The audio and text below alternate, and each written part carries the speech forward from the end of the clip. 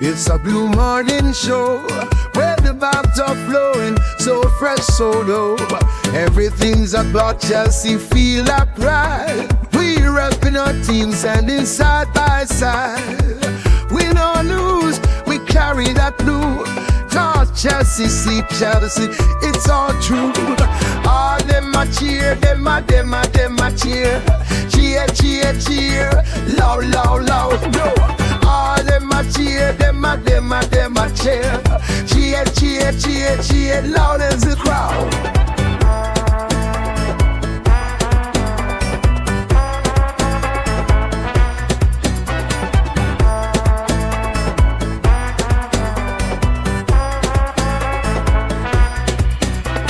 In the stands we jump and sway, feel the beat. Got that rhythm in our hearts, can't take defeat. Every match we rise, watch the game unfold. Blue blood running deep, our story told. With every win we celebrate our crew. Chanting songs for Chelsea all day, it's true. All them a cheer, them a cheer. Cheer, cheer, cheer, loud, loud, loud, no one. All them a cheer, them a cheer. Cheer, cheer, cheer, cheer, loud as the crowd. So the banners fly high under the sun. Every player on that field, together we run. With each kick we feel the passion ignite. For Chelsea our hearts shine forever bright. All them a cheer, them a cheer. Cheer, cheer, cheer, loud, loud, loud, no. All them a cheer, them a cheer. Cheer, cheer, cheer, cheer, loud as the crowd.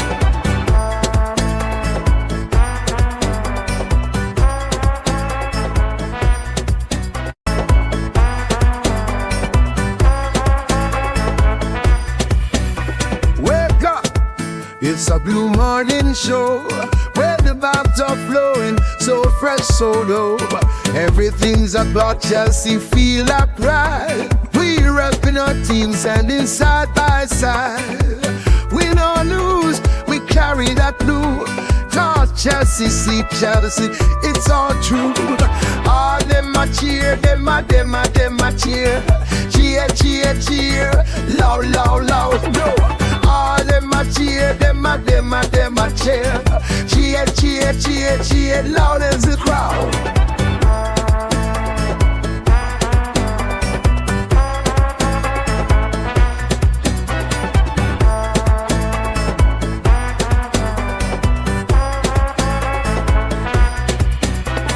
In the stands we jump and sway, feel the beat. Got that rhythm in our hearts, can't take defeat. Every match we rise, watch the game unfold. Blue blood running deep, our story told. With every win we celebrate our crew. Chanting songs for Chelsea all day, it's true. All them a cheer, them a cheer. Cheer, cheer, cheer, loud, loud, loud, no one. All them a cheer, them a cheer. Cheer, cheer, cheer, cheer, loud as the crowd. So the banners fly high under the sun. Every player on that field, together we run. With each kick we feel the passion ignite. For Chelsea our hearts shine forever bright. All them a cheer, them a cheer. Cheer, cheer, cheer, loud, loud, loud, no. All them a cheer, them a cheer. Cheer, cheer, cheer, cheer, loud as the crowd.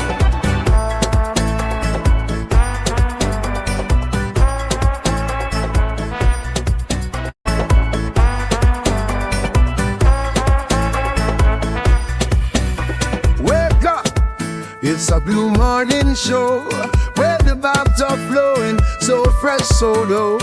Everything's about Chelsea, feel like pride. We're repping our team, standing side by side. Win or lose, we carry that blue. Talk Chelsea, see Chelsea, it's all true. All them a cheer, them a cheer. Cheer, cheer, cheer, loud, loud, loud, no. All them a cheer, them a cheer. Cheer, cheer, cheer, cheer, loud as the crowd.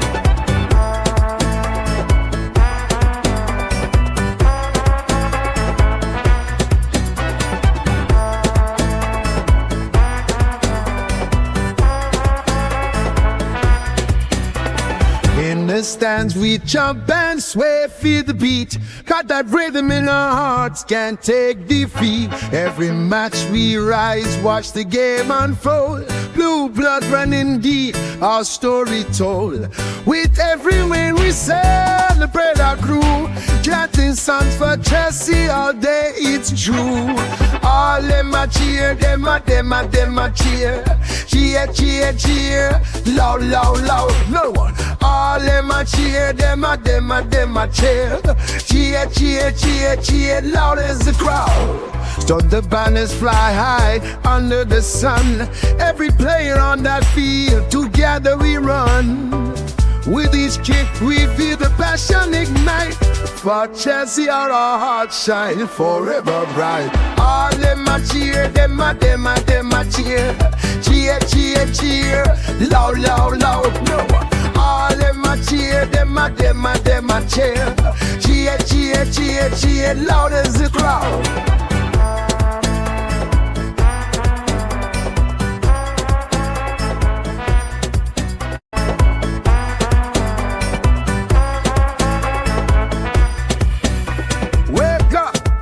It's a blue morning show where the vibes are flowing, so fresh, so low. Everything's about Chelsea, feel like pride. We repping our team, standing side by side. We don't lose, we carry that blue. Cause Chelsea, see Chelsea, it's all true. All them a cheer, them a cheer. Cheer, cheer, cheer, loud, loud, loud, no. All them a cheer, them a cheer. Cheer, cheer, cheer, cheer, loud as the crowd.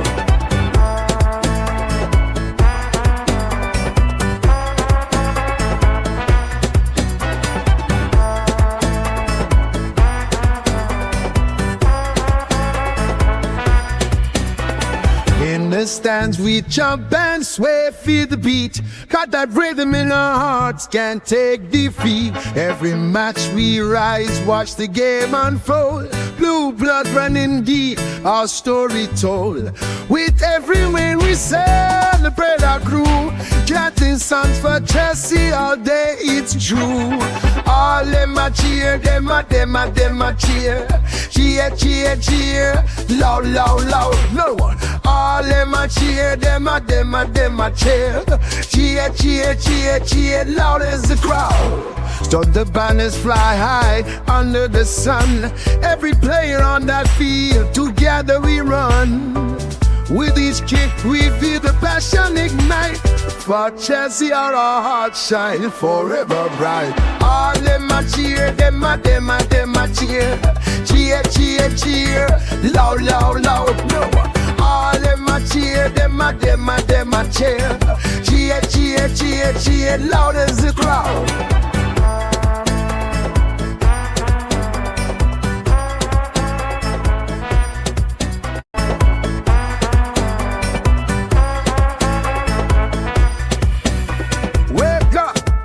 It's a blue morning show where the vibes are flowing, so fresh, so low. Everything's about Chelsea, feel like pride. We repping our team, standing side by side. We don't lose, we carry that blue. Cause Chelsea, see Chelsea, it's all true. All them a cheer, them a cheer. Cheer, cheer, cheer, loud, loud, loud, no. All them a cheer, them a cheer. Cheer, cheer, cheer, cheer, loud as the crowd.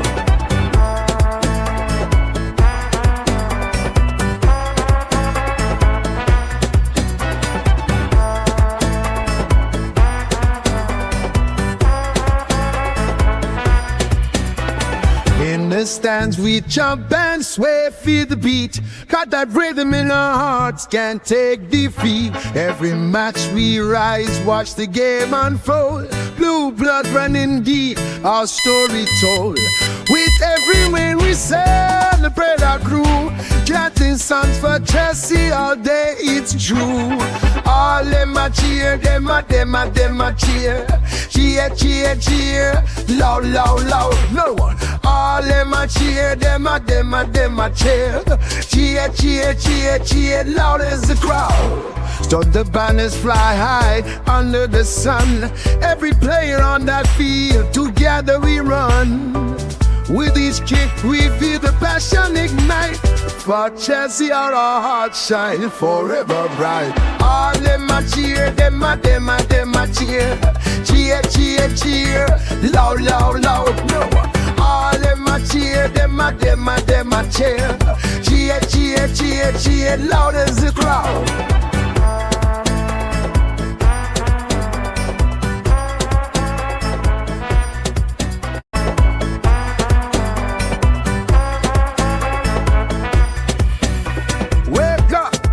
It's a blue morning show where the vibes are flowing, so fresh, so low. Everything's about Chelsea, feel like pride. We repping our team, standing side by side. We don't lose, we carry that blue. Cause Chelsea, see Chelsea, it's all true. All them a cheer, them a cheer. Cheer, cheer, cheer, loud, loud, loud, no. All them a cheer, them a cheer. Cheer, cheer, cheer, cheer, loud as the crowd.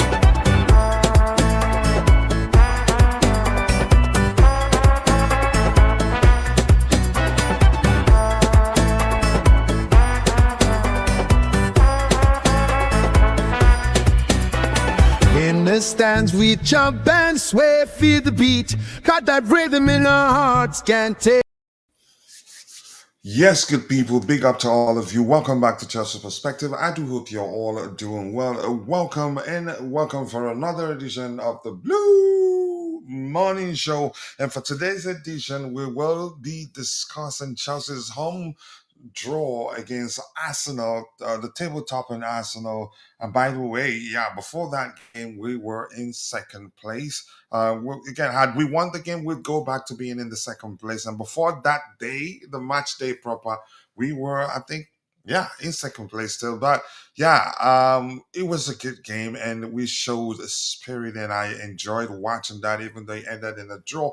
But that's by the way. Once again, welcome back for another edition of the Blue Morning Show. Now, what do we have lined up for you?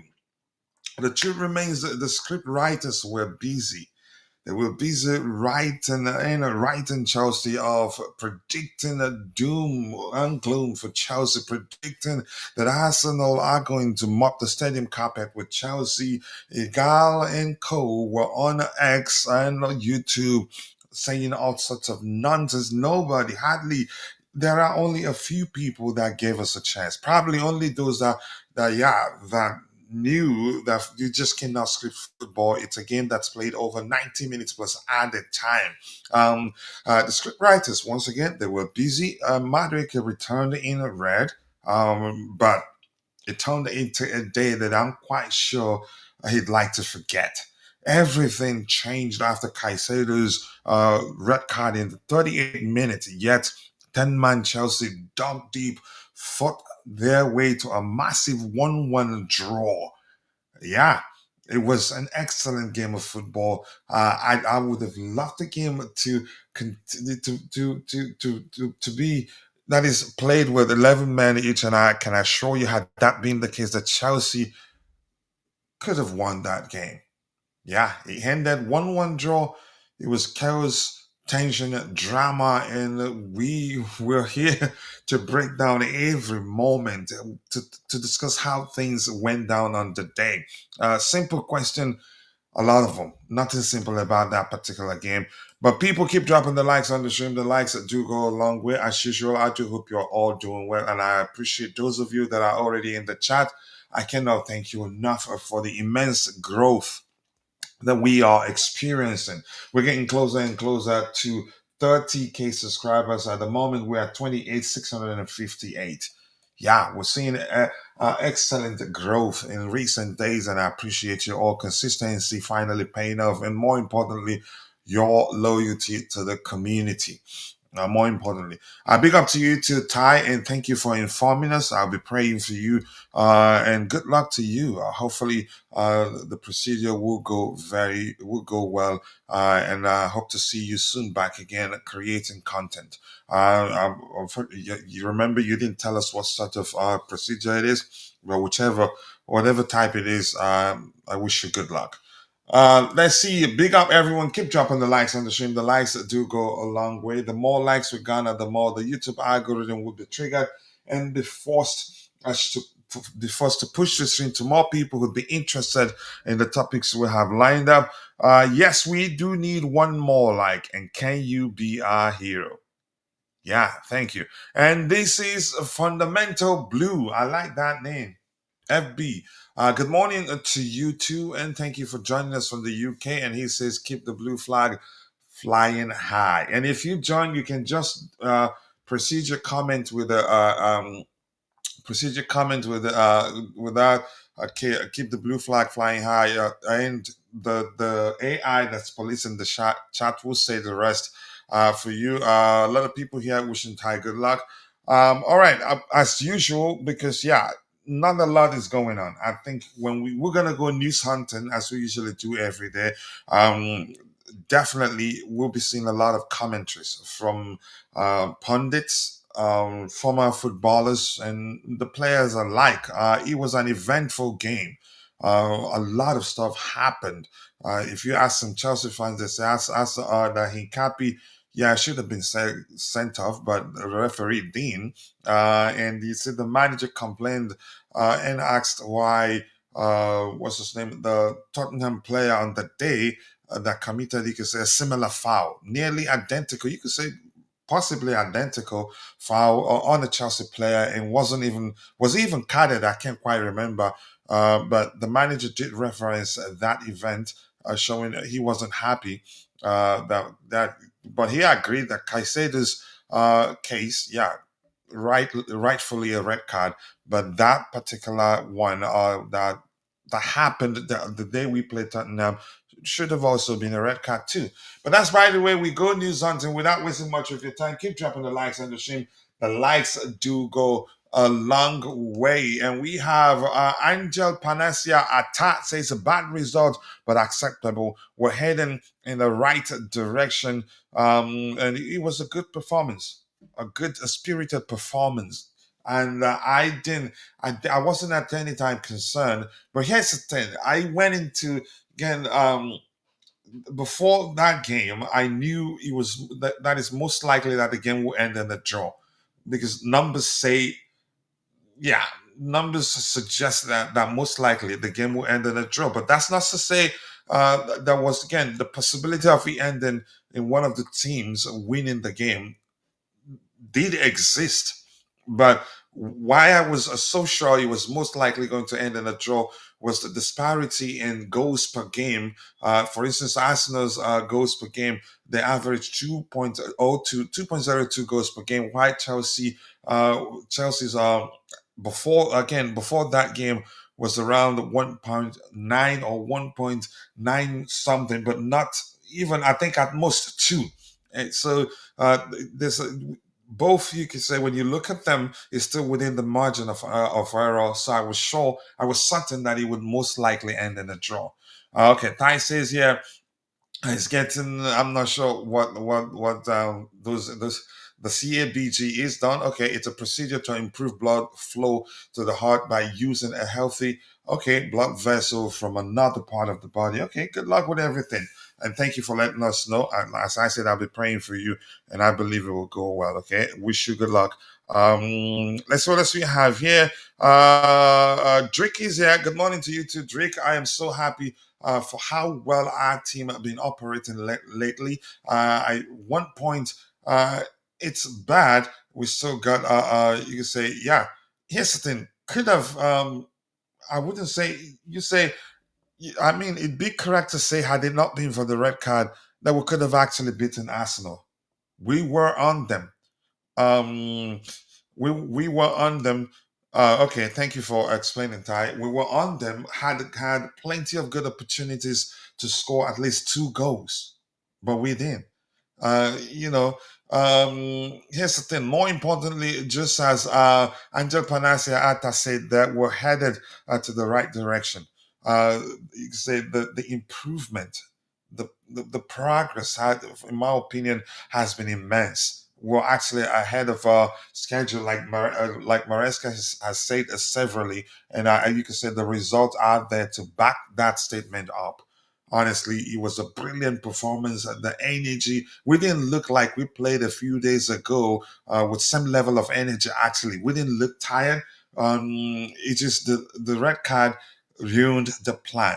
And one thing that happened that I paid attention to that made me happy, Chelsea fans talked about the red card a lot, but rarely mentioned Moses Caicedo. That shows how much the fan base love him. Um, yes, we considered a red card. Yes, he was the reason why we considered a red card. He was the reason why we played from the 38 minutes to the end of the game with a man down. But you hardly see Chelsea fans mention his name, even when complaining about the red card. It was always about how had we had it not been for the red card that we could have beaten Arsenal. We were the better side. Even after considering the red card, we were still the better side. Of course, they had a numerical advantage, and yeah, and you could say had numbers to press us a bit like they did. But it was an excellent performance, and I'm proud of that performance on the day. Rob Sanchez is really proven once again that the Chelsea board are ahead of us, the fans. Yeah, I agree. I was one of those that was calling for the club to do something. When I say do something, make a change in the goalkeeping department to sign a much better goalkeeper. But actually, he's an excellent goalkeeper. He's matured. You could say, let's just say he wasn't perfect before, but he's come a long way. He's become even better. And what I like the most in terms of high claims, I've seen somebody argue that he's actually one of the best in terms of stopping crosses. AKA, you should go with. I mean, it'd be correct to go with high claims, which has helped us deal with set piece situations quite a lot. But he was brilliant yesterday. I think I can count at least three excellent stops, three excellent difficult stops actually. That one of them you could argue he didn't see the ball on time, but he reacted perfectly, reached it, and could have you could say what had to get up quickly to ensure Gyökeres didn't get the opportunity, didn't get a free pass because yeah he there was a rebound there. Let's see. Fundamental Blue says in 2025, I was part of the team is the attack. They need to improve and learn to be less selfish. Yeah, we did talk about that the other day. I think Maresca, I'm quite sure, and this is not the first time I'm hearing this. I've heard these from a few of our fans who were part of our previous shows talking about how our attacking players are so selfish, and the truth remains, had they been a little less selfless, would have a lot more goals than we've had, than we currently have. Yeah, and I think eventually Maresca, I think he will do something about it because selfishness can be the difference between a team winning trophies or maybe you could say finishing in the top four or winning the league. I think he sorted out. I think he's from my observation, I think it'd be correct to say um, he approaches issues in a progressive manner from the base, from the foundation uh, to the maybe the top.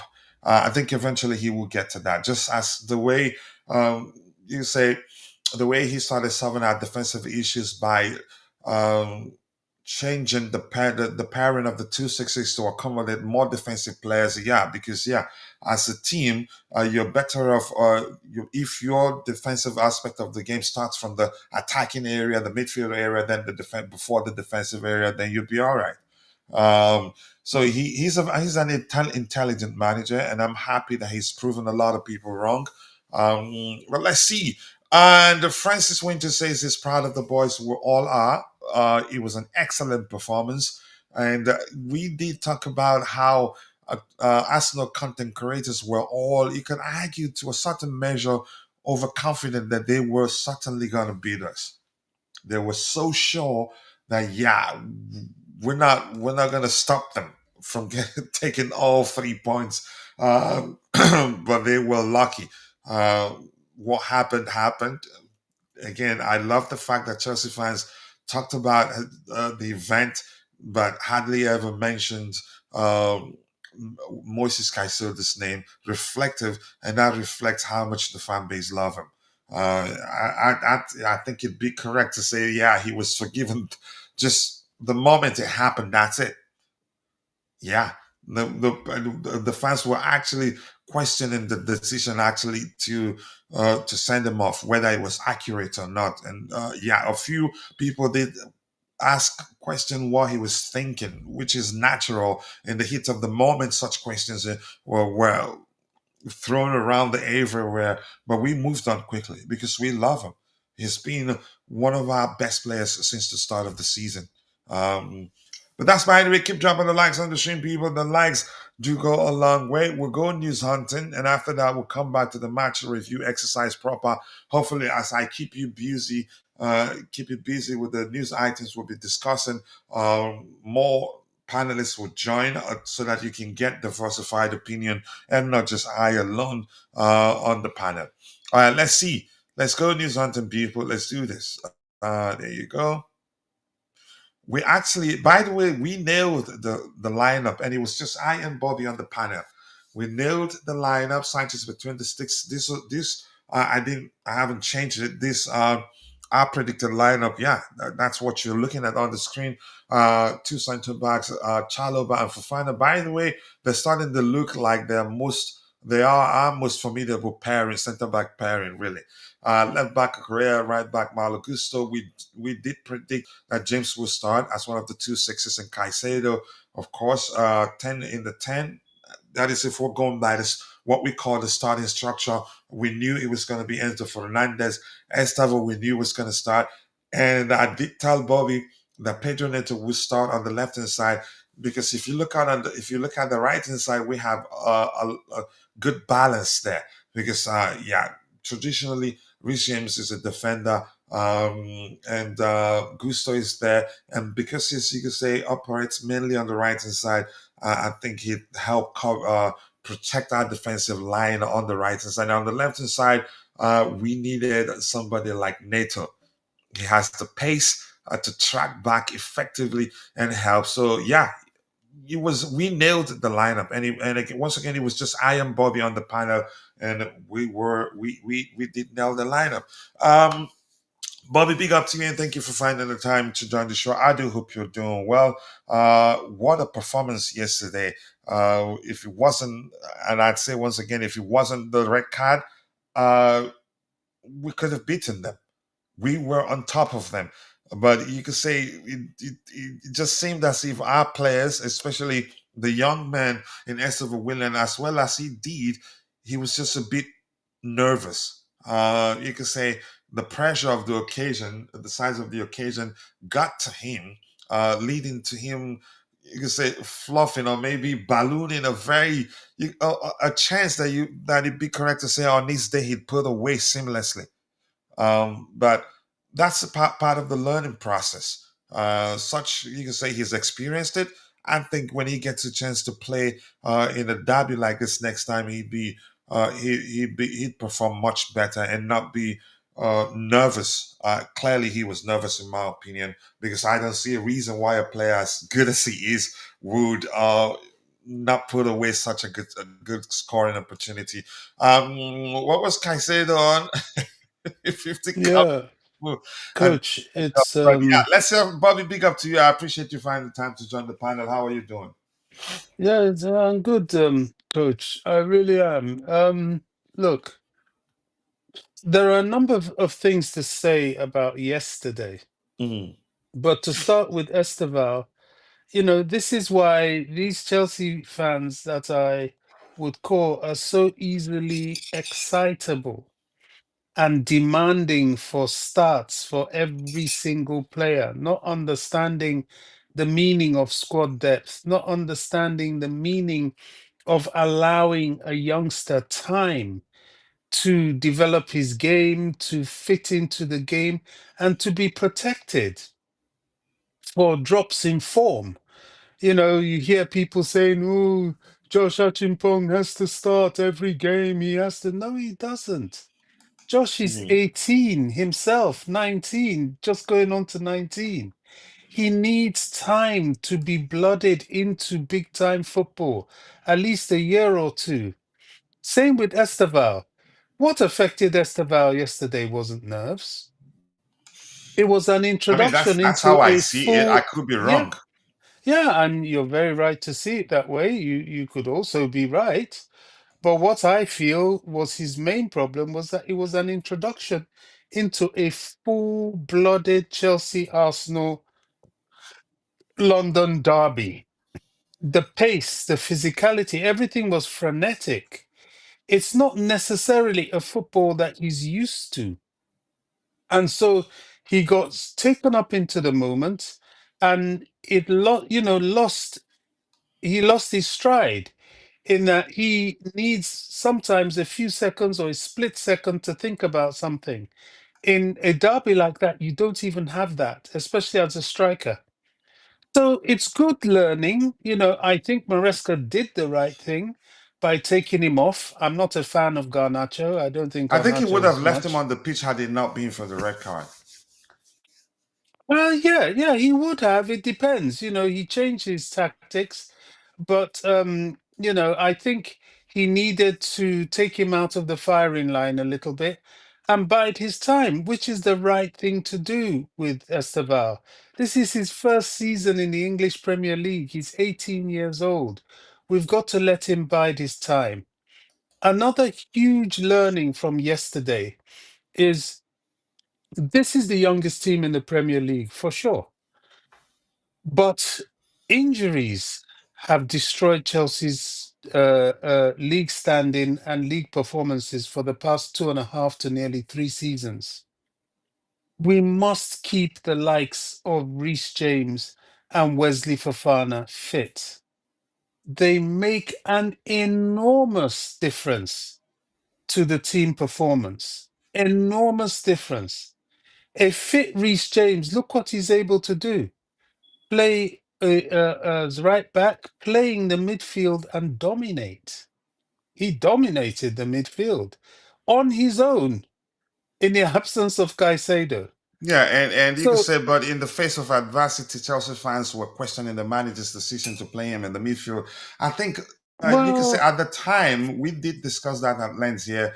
That was down to lack of understanding of the reason why he plays him in the midfield, and the fact that co- you could say the average football fan on a very on any given day judges the team and the manager based on the outcome of the game, win, lose, or draw.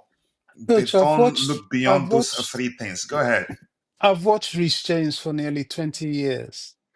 I watched the youth setup he came through. I used to go there, watch it live. I watched the youth FA Cup Do you that he still do played in that and these days? won. I remember your Ken. I've heard you've been. You could say you've joined us live on the show when watching the youth When I games. was at the training ground. Yeah, Yeah. absolutely. But I do less of it now for two different reasons. One, during the Abramovich and the I've forgotten the name of our former head coach, youth coach. Oh gosh, what's his name? It just see me on my mind. Um, During those days, things were a bit different. Mm. You could voluntarily be part of the youth setup. You could get involved. You could go into the fostering scheme for players coming in.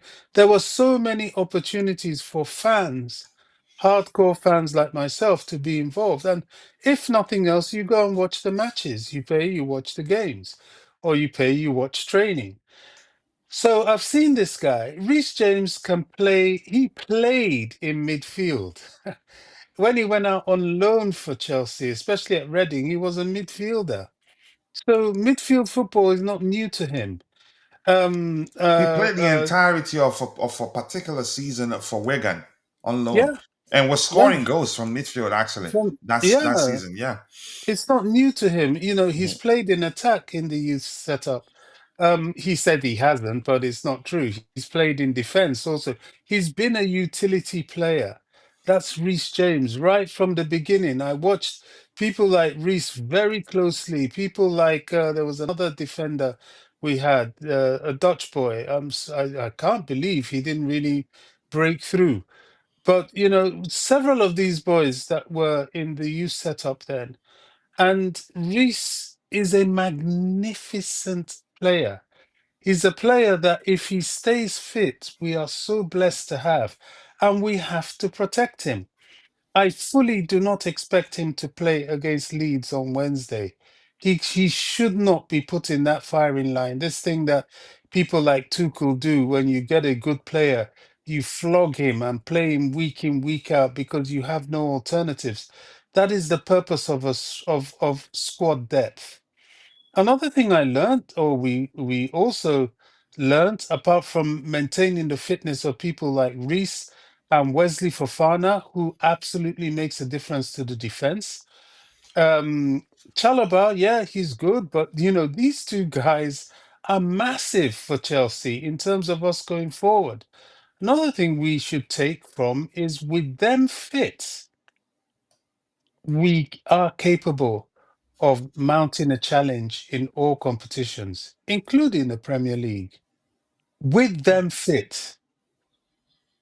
All right. Let me catch up with what we have, Bobby. I'll come back to the panel. I have a few questions I will be asking you. And by the way, did you hear when I said we nailed the lineup? Oh, And you yeah, could, yeah, yeah, you could argue, as I told you that yesterday, that Neto will play on the left hand side. yeah, yeah. I mean, we weren't. Mhm. We did not have an argument with with the lineup at all. Yeah, we did not. So what do we have here? We have how do I say your name? Rogetup 5254 says last week after Barca game, one of our panelists blamed the lack of atmosphere at games on seasons ticket holders. Let's move on from that. I know you're talking about Dante, right? Uh, Blaming only season ticket holders for lack of atmosphere at game is too simplistic. Sorry for my English. No, that's actually that's better than mine. In all honesty, I'm not gonna lie.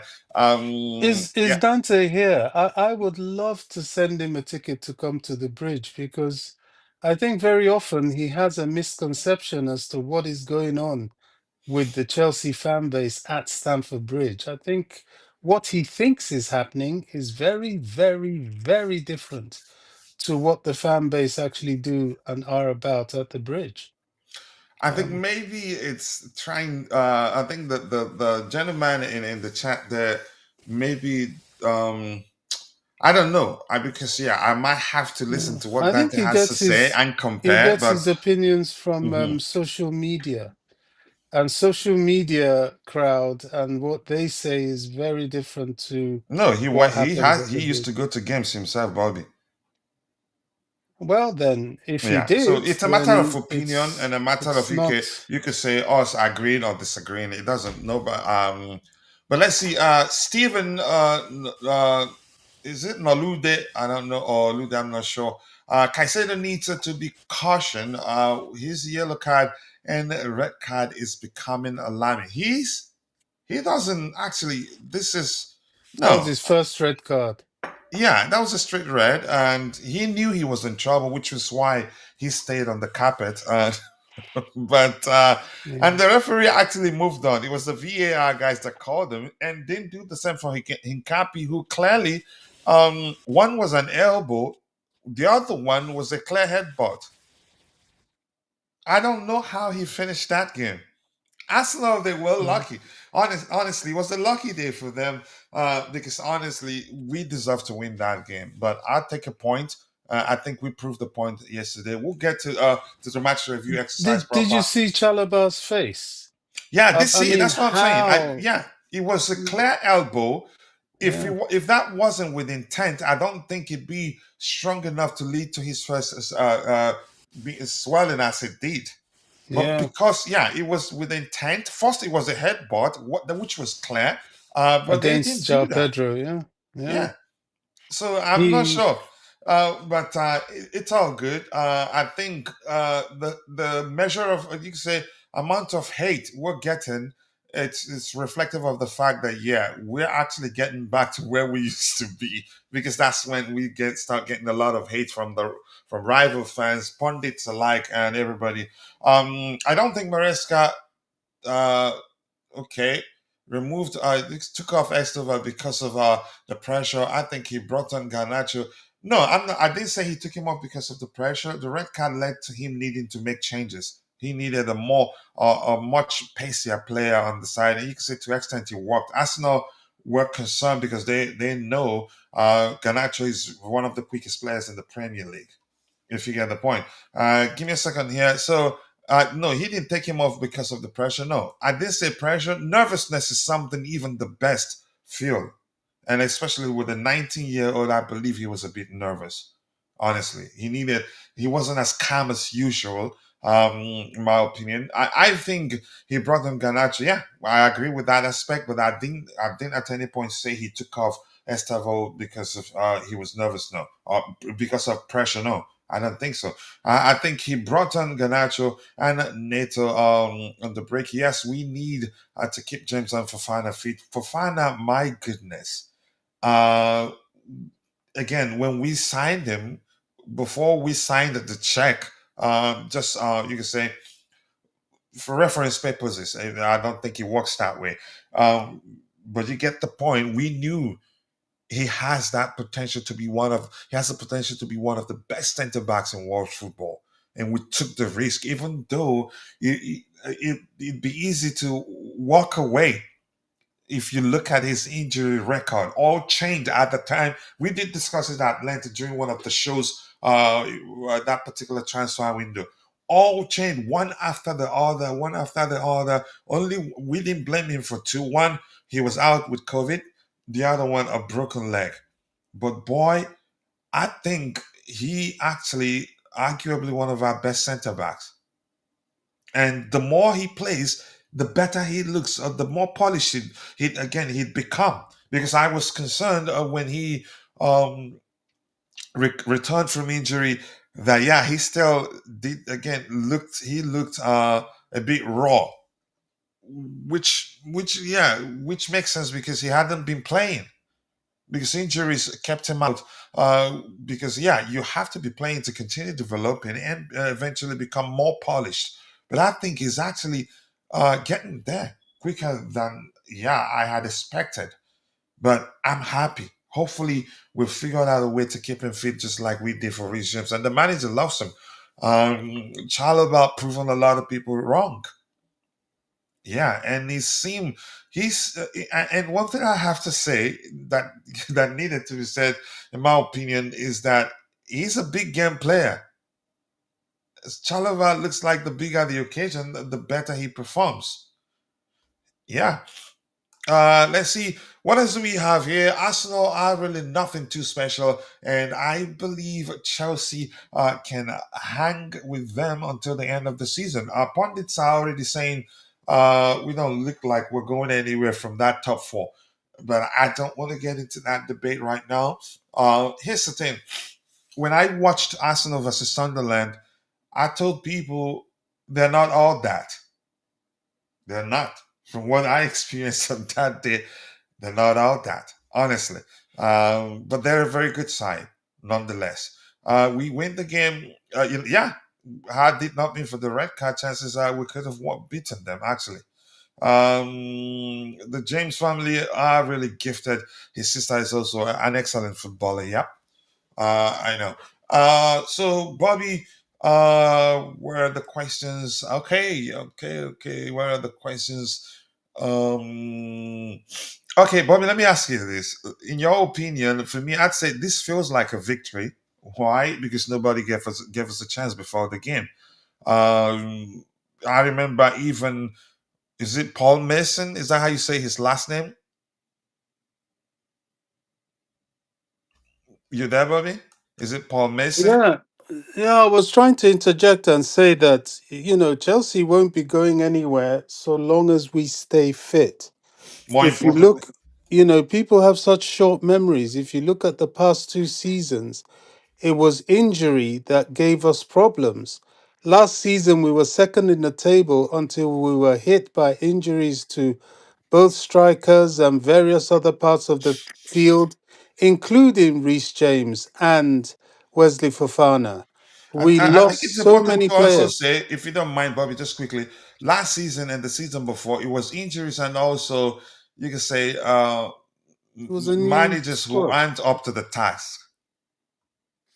Yeah, it was then there was a new set of youngsters.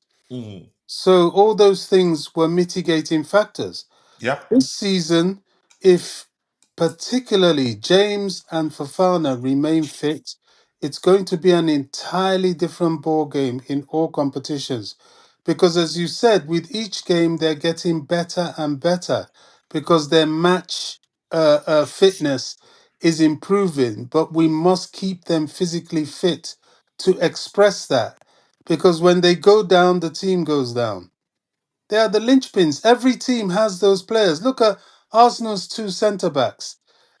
They miss them, although I don't think it's enough of an excuse, but they miss them. Why? Because there's certain players that are so exceptional that your team they make the meaning of your team. And without them, your team loses that meaning. Yeah, I agree with you. And Bobby, here's the thing. I think this game, and I want to ask you whether you see it, I want to know whether you see it the same way.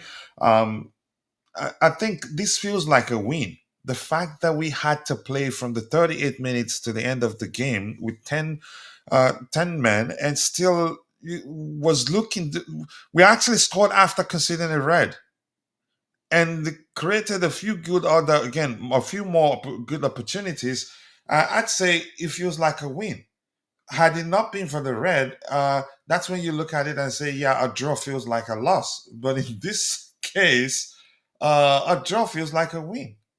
That's I don't know about you, but I want to hear get your thoughts, Bobby. Yeah, I mean, I disagree with some of the pundits. We had a pundit, and I'm not actually, accusing him of anything because I felt that Daniel Sturridge actually stuck up for Chelsea quite a bit on Sky Sports yesterday. But, he was saying that He always speaks objectively. yeah, but he was saying that, oh, we would go away laughing that we got off with a draw. That's where I beg to differ with him. I think we will be disappointed that even with the 10 men, we didn't win because we showed a lot of capability of winning and we were still producing the chances to win the game. So to me, it feels a little bit of disappointment that we didn't go with all 3 points yesterday. Yeah, it was, but still, I'd say if you have to consider the fact we played from the 38 minutes, you can say we were defensively resolute, even Yeah. with the absence of Caicedo. And against a team that people are saying is currently the best team in Europe. Yeah, Um, and they say they themselves say they are. yeah, I mean it's we have nothing to complain about, but I still think we could have we could have won that game. And what a lot of people are ignoring, they're saying, oh, Arsenal still have levels to go if they get back their centre backs, if they get back Nope, they've hit their Havertz peak. and so on. Yeah, they have levels to go, but people fail to understand that so do Chelsea. We haven't had um um Cole Palmer fit, match fit and ready. We haven't had Lavia at all. We are missing Levi Colwill. I mean, all these players make up who we are. We are only just beginning to get back Fofana and Reece James. So, the same can be said for us, but people tend to ignore that and negate Chelsea injuries. I mean, I was listening to them yesterday. They already started complaining, oh, Arsenal have this player, have that player out injured. And to be fair, it's a Defensive players. This was They ESPN. still have 100 million Yeah, man strike 100 million pound you're, striker in Gyökeres. yeah, What? available. But Yeah. to be fair, when this criticism was being, or this excuse was being given on ESPN by Charlie Nichols, who actually hates Chelsea, ex Liverpool, Craig Burley, who is usually a big fool, actually turned around and said, "Look, he's not listening to that because Chelsea at one time went with 10 players out injured and still just got on with it. And even now, they still have players out injured and are Even getting Steve on with it." And Nicole, of all people. who? Steve Nicole, the one that Oh, always Steve talks about Nicol. how, yeah. Go Forget ahead. Steve Nicol. He's, ex Liverpool, ex Arsenal. What do you expect him Mhm. to say? But Craig Burley, who usually sabotages us and is betrays us, he actually said, "Look, I'm not listening to that because Chelsea were full of injuries and still have key players out and still could not field Cole Palmer." So they're talking, they have levels. I think this Chelsea team certainly has levels and longevity levels because they're so young, they're still in development. Imagine what will happen if they've been around as long as this Arsenal team have been around and are playing. I mean, they will be an absolutely exceptional team if they're not already. I do agree with you, honestly. Look what we were able to do in just 2 seasons under Enzo Maresca. Yeah, look how long Arsenal that most of you can say majority of the Arsenal players they played together, and I think Maresca proved yesterday he's a better manager, much better manager or tactician than Mikel Arteta. And once again, the reason I choose to see that as you can say as a win is because we had to play with a man down from the 38 minutes to the end of the game, even though he introduce more attacking players. Actually, Another yeah. Go interesting ahead. point from yesterday, coach, Mhm. is I think Chelsea exposed Arsenal. Arsenal are very monolithic. They are playing old fashioned Premier League football, physicality, long throws, bullying everybody, kick and rush, and then doing just the a few good things in the final third before going for goal. Chelsea showed themselves to be a better footballing side. They couldn't really match our football. Their football was outdated. Ours was very current, very, each player comfortable on the ball, good ball control, accurate long and short range passing. I think we outdid them in that area. And you could say, and you remember I told you when I compared team stats to us that you could say they etched us in every department except for physicality, and I think that did show yesterday.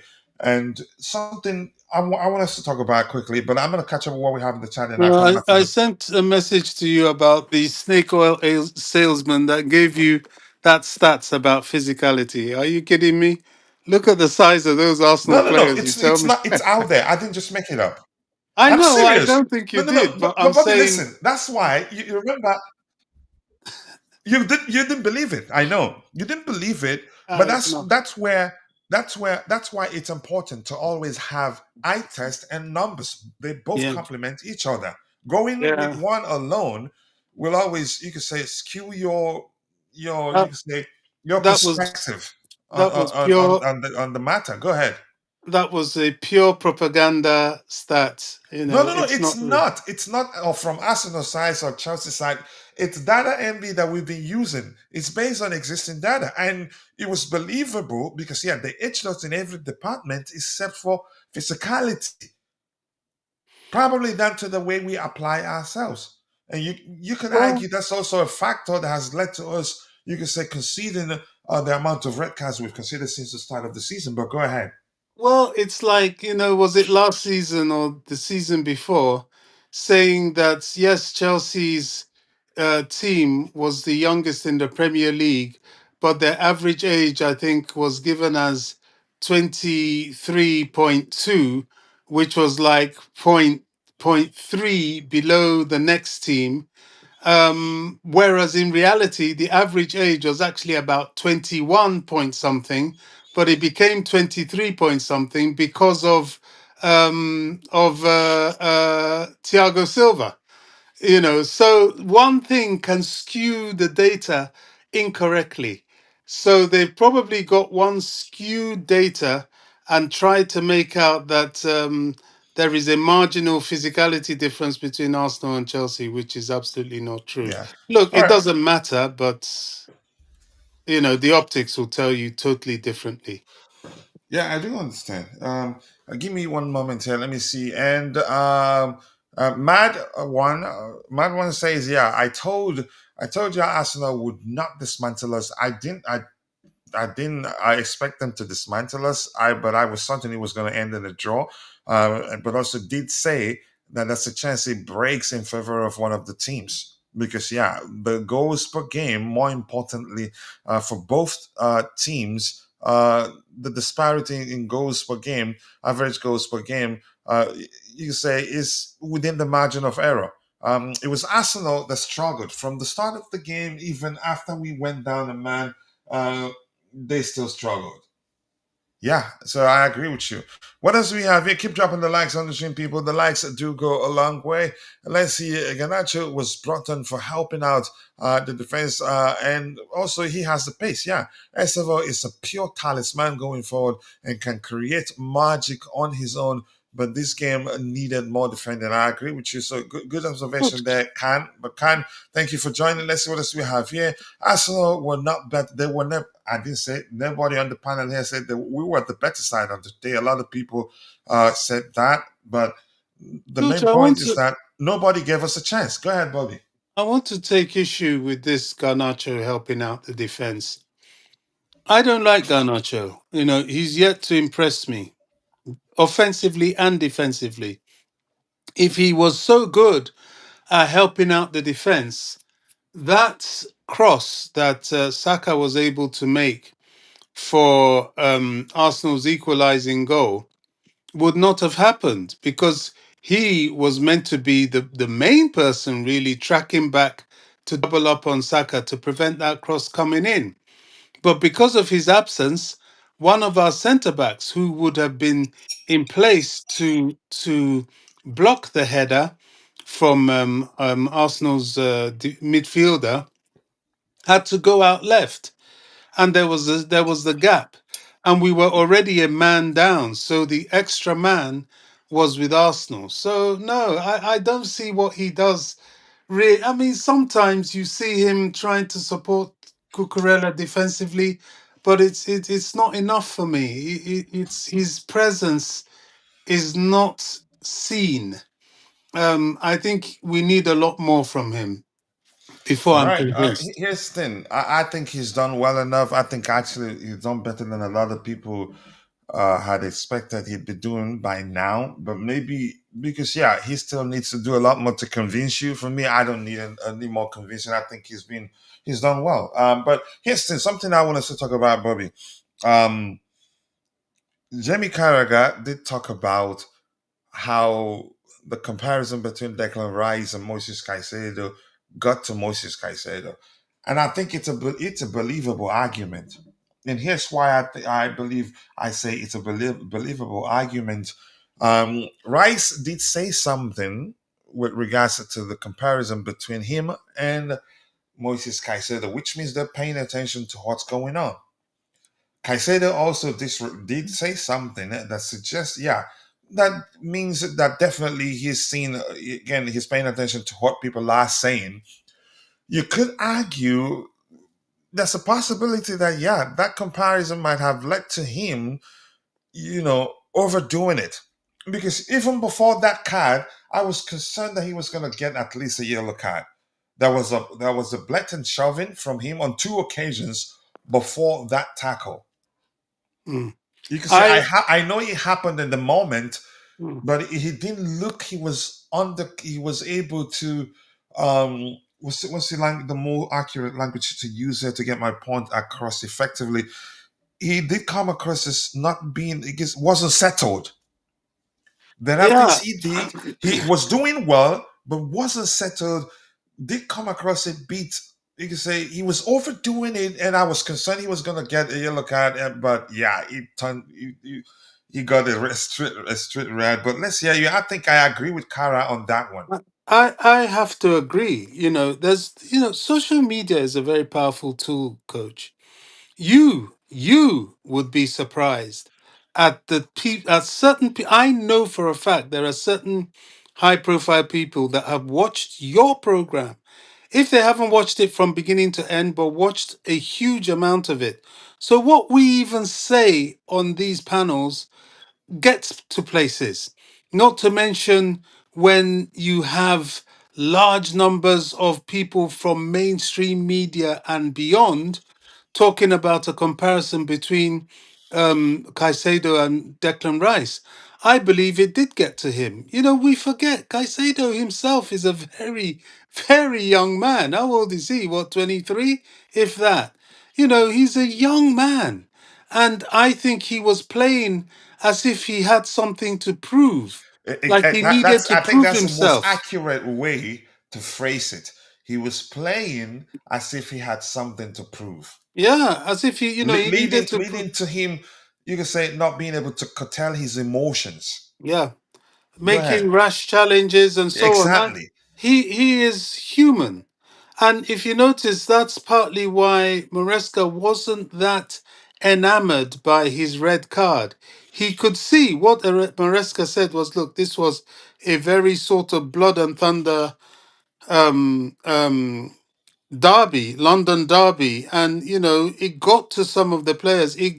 The comparison of Caicedo with Declan Rice, the need or the self-created need by Caicedo to prove that he is that excellent midfielder, led to his irrational behavior. And it's unfortunate, but he will also learn from it because of Here's the yeah. Here's you the know, funny be- aspect, actually, Bobby. They actually, I did make a post. I think it was 3 weeks ago. The comparison is actually baseless. They're used differently, which means if you say things from, you can say, offensive perspective, the Rice will have better numbers. And I backed it up with numbers. If you see things from a defensive perspective, Kaisedo will have better numbers. And that's exactly the case. So why compare them? It's actually baseless.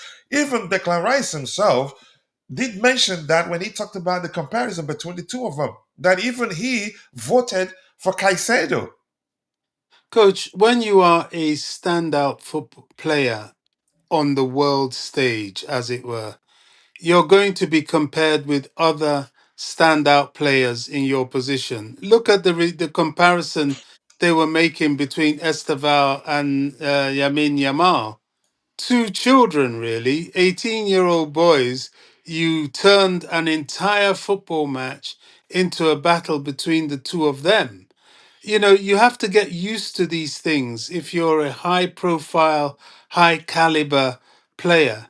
And the comparison, as irrelevant as it may be, is something that Caicedo has to learn to live with and ignore. He allowed it to get into his head on this occasion. I hope and I But believe do he you won't let it happen agree? again. But do you agree? What happened has to happen for him to learn from it because it takes Totally. experience. Totally, I agree. Totally, I agree. That's why I mentioned his age. And that's why I said, look, this is something, they all have to learn. It's like when they have bad games and the fans slaughter them. Another player that was affected by the occasion was Noni. If you notice, Noni Madueke came in, his former teammates that he shared the dressing room with, they were all close. They attacked him. The fans attacked him. The whole occasion overwhelmed him. He shrunk into himself. He's usually quite out there, quite arrogant, but he just didn't know how to apply himself. These are young boys, and they're learning all the time. You know, football is as much mental as it is technical and physical. Yeah, I mean, it only makes sense because you don't know how to deal with the situation until you experience that situation. Yeah. And in Kaisedo's case, again, I have to say something I said in the group yesterday. It just seems as if he was waiting for Isugo to return, and then he was like, "Yeah, I need a break." I hope Asugo's ready though. This is Yeah, the he's thing. trained. I think he'd be ready. Even if Esugo isn't ready, Andreas Santos is available. The game before, was it what game? Was it Burnley? What was that team? He played in the sixth position. What team was that? And he was excellent at fulfilling the role, which I told you on vacation at the time. He made Tosin look like prime Terry, because yeah, he was able to read the game effectively, popped up in places, stopping crosses crosses from the opposition, getting to its intended destination, which is a teammate of the person that put in the cross. So he did fulfill the role effectively. He was excellent on the day. Actually, did he win man of the match? Who won man of the match in He that game? did. Was He he him? did. He did. It Yeah, was exactly. him. You So know, yeah. he's clearly an option, but Asugo needs to be ready because you need someone else available on the bench, at least. Look, against Leeds, he has to be on form. I think the centre back pairing needs to change. I think Chalobah needs to go and recover. I think Fofana needs to be protected. So that gives Josh Achimpong a chance and maybe Badiashile or Tosin. Josh and Badiashile showed they had a very good centre back pairing before Badiashile went off injured again with his latest injury. So there is an opportunity for good rotation for that Wednesday game, certainly in the back. And those coming in have to really show that they are worthy of their place. Yeah, honestly, I wouldn't risk Tosin against Leeds. Leeds. Yeah, you see the way they played under Marcelo Bielsa, high Mm. octane pace, everything. They're gonna smoke Tosin. They'll put the ball in behind, and if they do it 5 times, chances are they get an opportunity to have a go at goalkeeper. And I don't think Maresca would do it. I'd be shocked, maybe. But here's the thing: if I see Tosin on the pitch, I'm definitely again. Then I'd know that Maresca has a plan to mitigate or maybe curtail, you say, or to mask his deficiencies or to ensure he doesn't. You say we don't see him isolated or see him wanting or needing to catch up with an opposition player to stop us from conceding a goal. It'd be a huge risk. I've watched them like 3 times under Daniel Fark. Is that how you pronounce? Or Falca? I'm not sure how you pronounce his last name. They don't play differently. It's that high octane pace. If you slow down a bit, they will smoke you.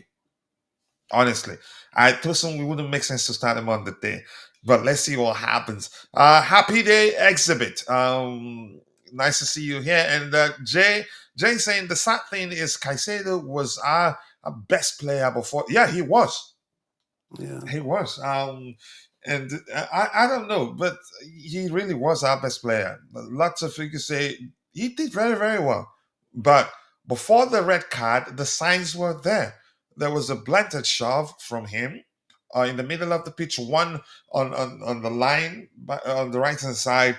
There were a few other things that you could say, I don't know. I don't want to start questioning why didn't anybody on our bench see that and you could say ask him to slow down and beat. Maybe that was part of, you could say, aggression was part of the plan, but he overdid it. But let's see. I have again. That just reminds me of a question I wanted to ask Bobby. Can anyone does Anthony Taylor? But I get what you're trying to. He again the yeah. Hincapi should have been sent off in my opinion.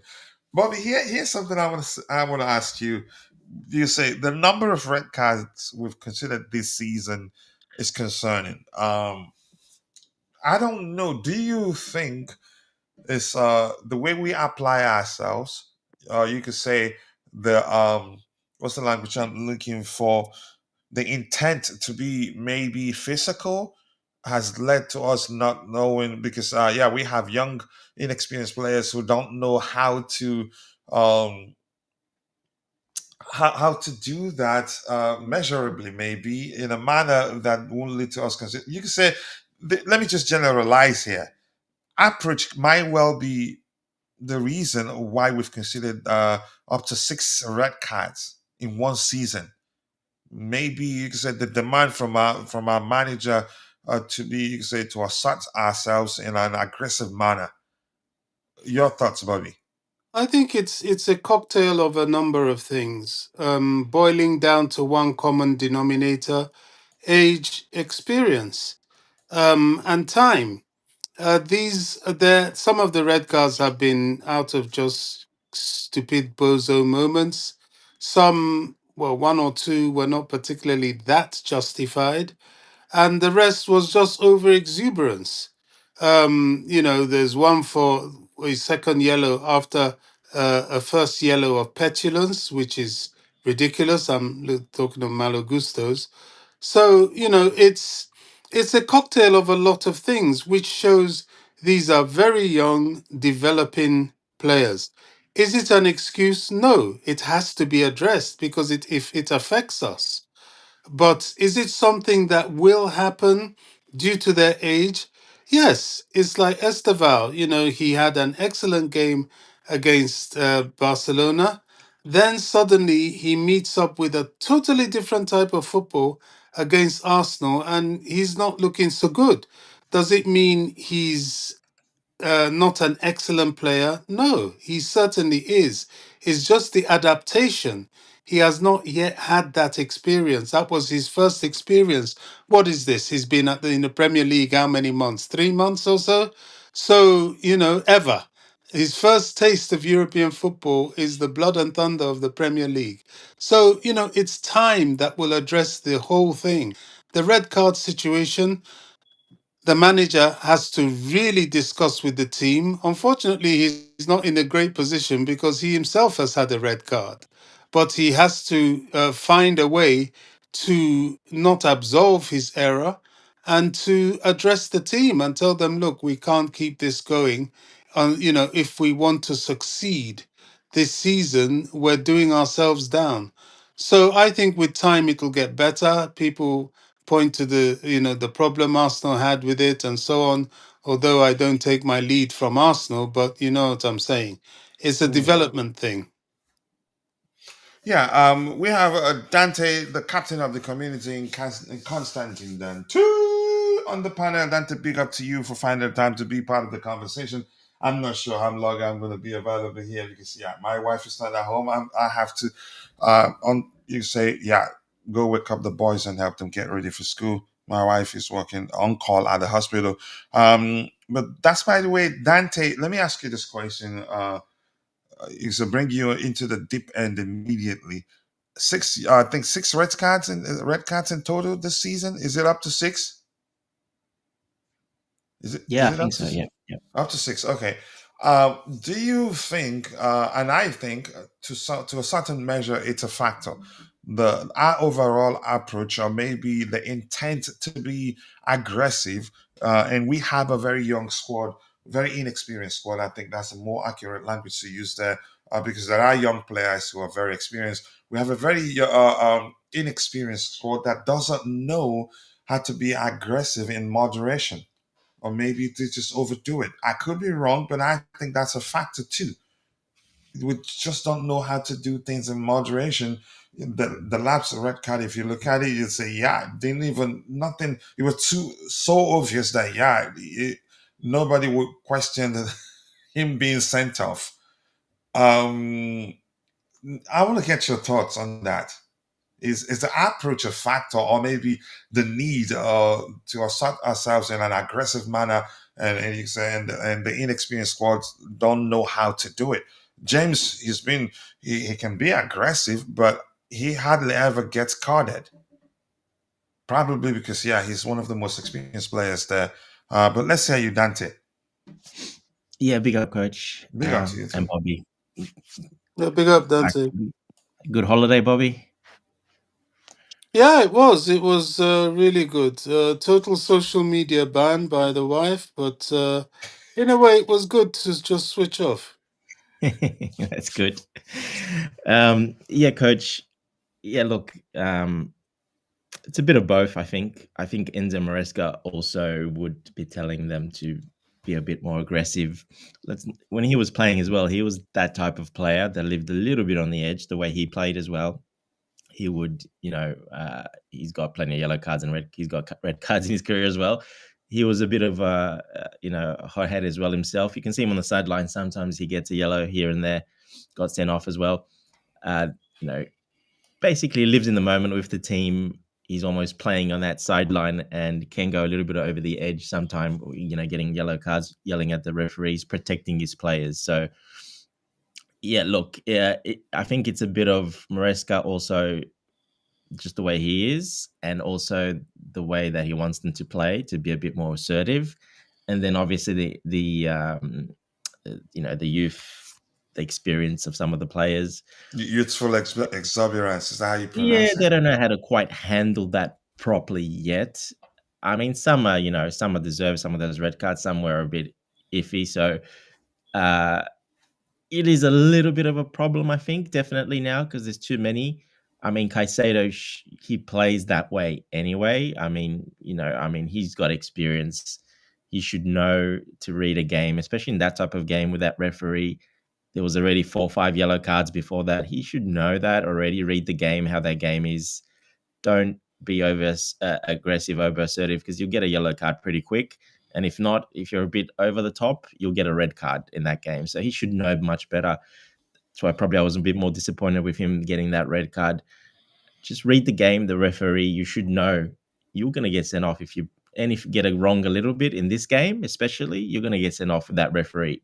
It doesn't matter. So I don't know. You may have missed the thing that me and Coach were talking about earlier. How we felt that because of his age, because he is still a very young man. I think Caicedo maybe got himself too dragged into this. Who's better, Yeah, him or him and compare. Declan Rice? And so he was playing and a derby, yesterday as if he felt he had to prove himself, which was something he's Yeah, going to learn from. and for the first time, I find myself agreeing with Jamie Carragher. Yes, I do too in that Because here's instance. the thing, another thing to pay attention to Dante, because he did talk about the comparison too, and Declan Rice talked about it, which means they're well aware of it. Yeah, it got to them. It got yeah, to them. Whereas Estevao didn't allow the whole him and Yamin Yamal thing. The media will do this. They did it with Ronaldo and Messi, and you have to live with it when you're a top player like that.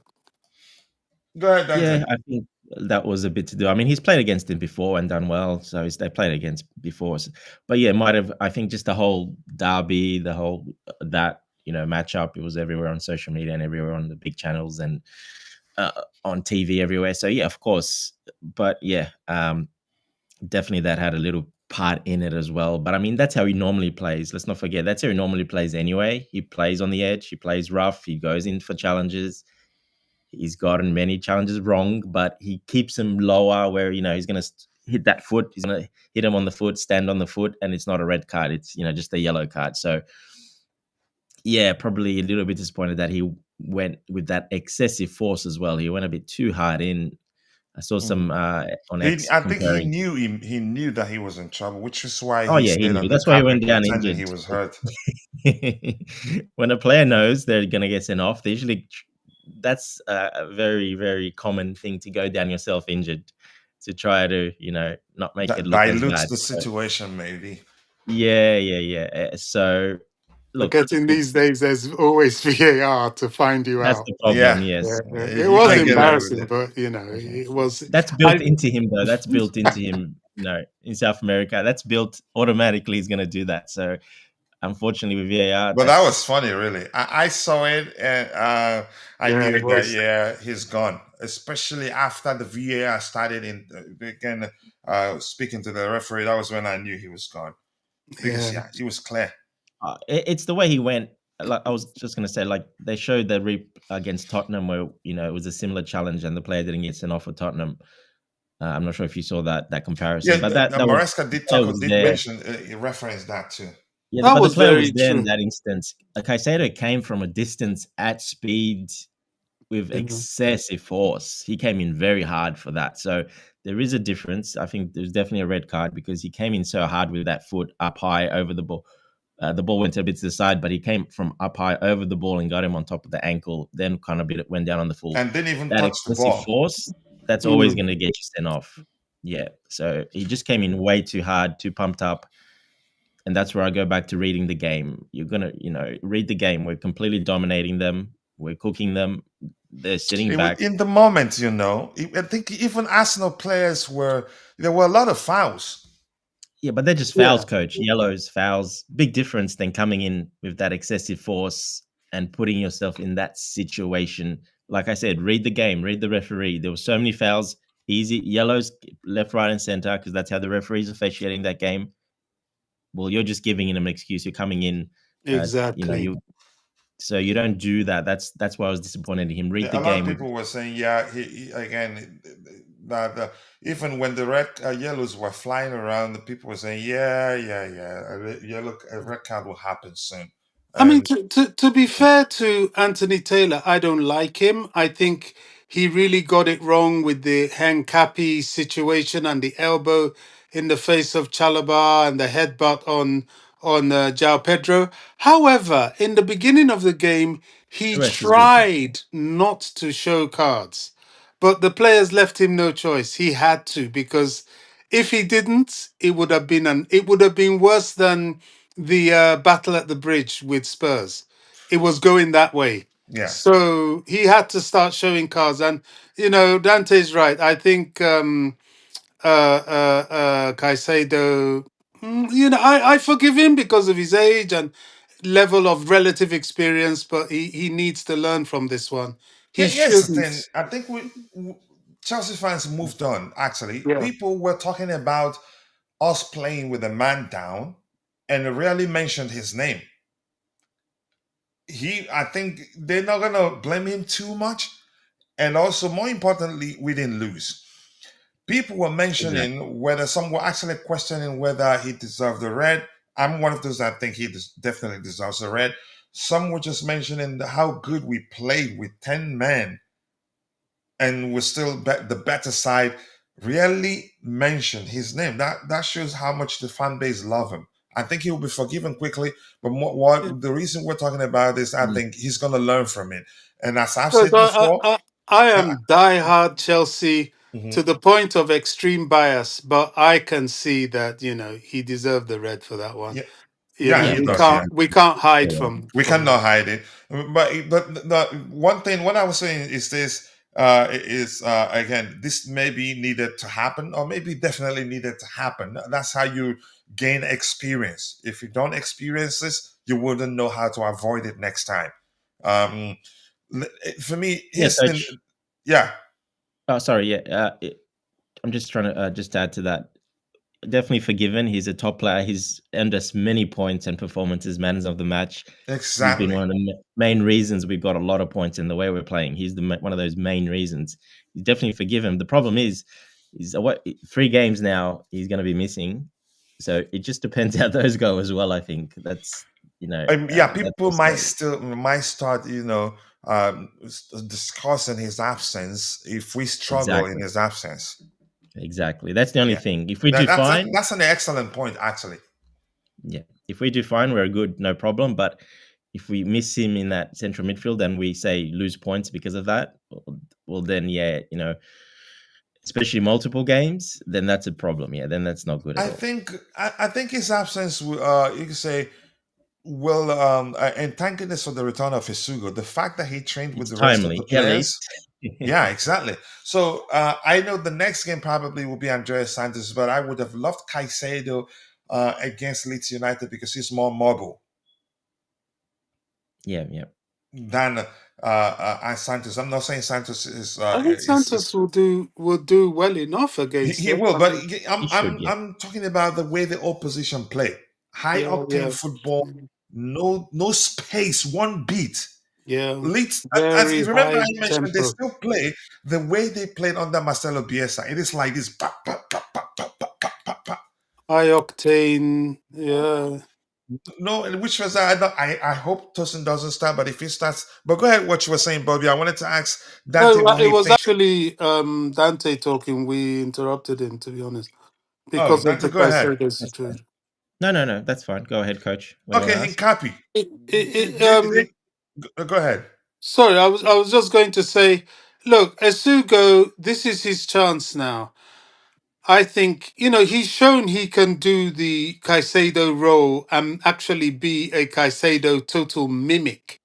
I think he can do the job, but he's got to show he can do the job. And the baptism of fire for him is the Premier League. There's nothing else that would be a high bar for him to show himself. So, him and Andre Santos, this is their chance. 3 straight games they've got to give us a headache in midfield in terms of who starts.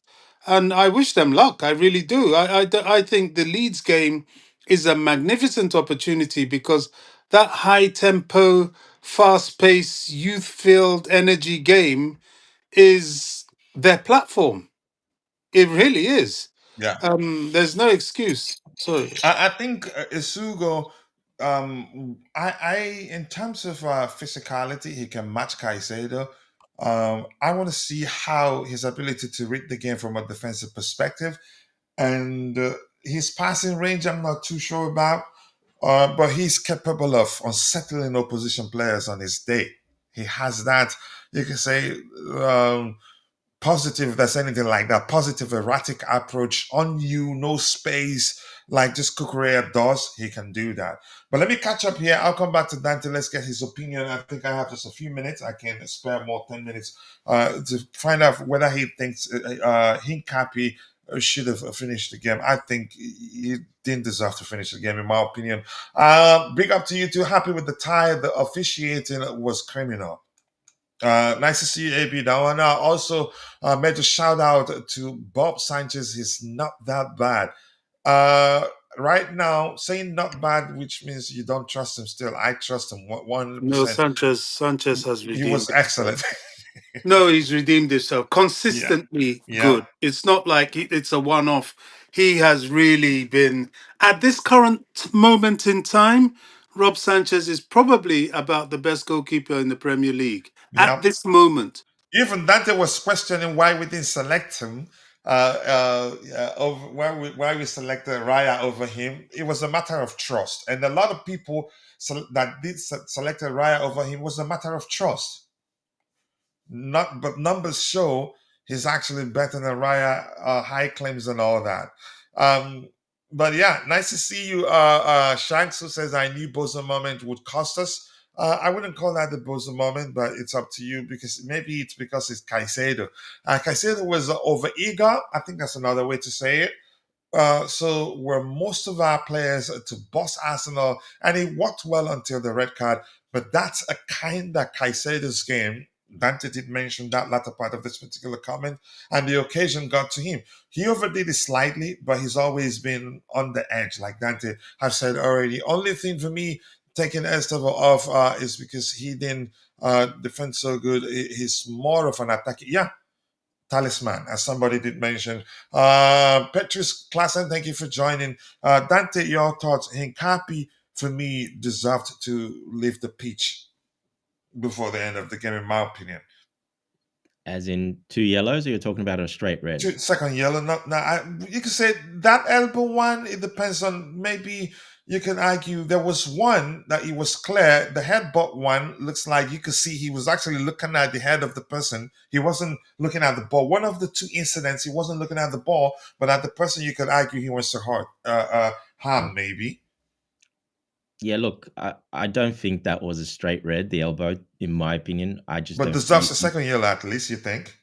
Maybe you can argue a second yellow for the head one. Yes, that's why I asked that, because I don't think straight red. Simply, he's going up with his arms. He's not looking. He's not swinging his arm at all. So there's no arm swing. It's just Okay, let's say going up with there's the no arm. intent. Yeah, But yeah. that Look, doesn't there's have to be intent to intent protect before the you say ball, and yellow. maybe there's intent to protect the ball, protect himself, the ball, and maybe get a bit of an arm on the opposition player because that's what you do. But there's no intent of actually. He didn't swing his arm back. He didn't. He wasn't looking at him. He was looking only at the ball. You can't give a straight red for that. I know he got him right on the sweet spot there, right beneath the eye. The elbow caught him right there. To me, that's just coincidental. It is what it is. It happens in the game all the time. It's not a red card. No, I do not think that's a Do you straight not red. think VAR didn't look at it enough? Because I'm sure if they had looked at it, they may have seen that was quite that was It a was knock. was it the headbutt one? Go ahead, No, Bobby. the elbow one. I thought the elbow one was probably had worse impact than the headbutt one, to be Dante, honest. But can you look at it again? Can you when you have time, can you look at that elbow one again? For yeah, me, Yeah, I that's have. Yeah, yeah, the way he leaped, the way you could say, let's clarify something here. Even without intent, there are certain things you don't do so you don't hurt a fellow player, right?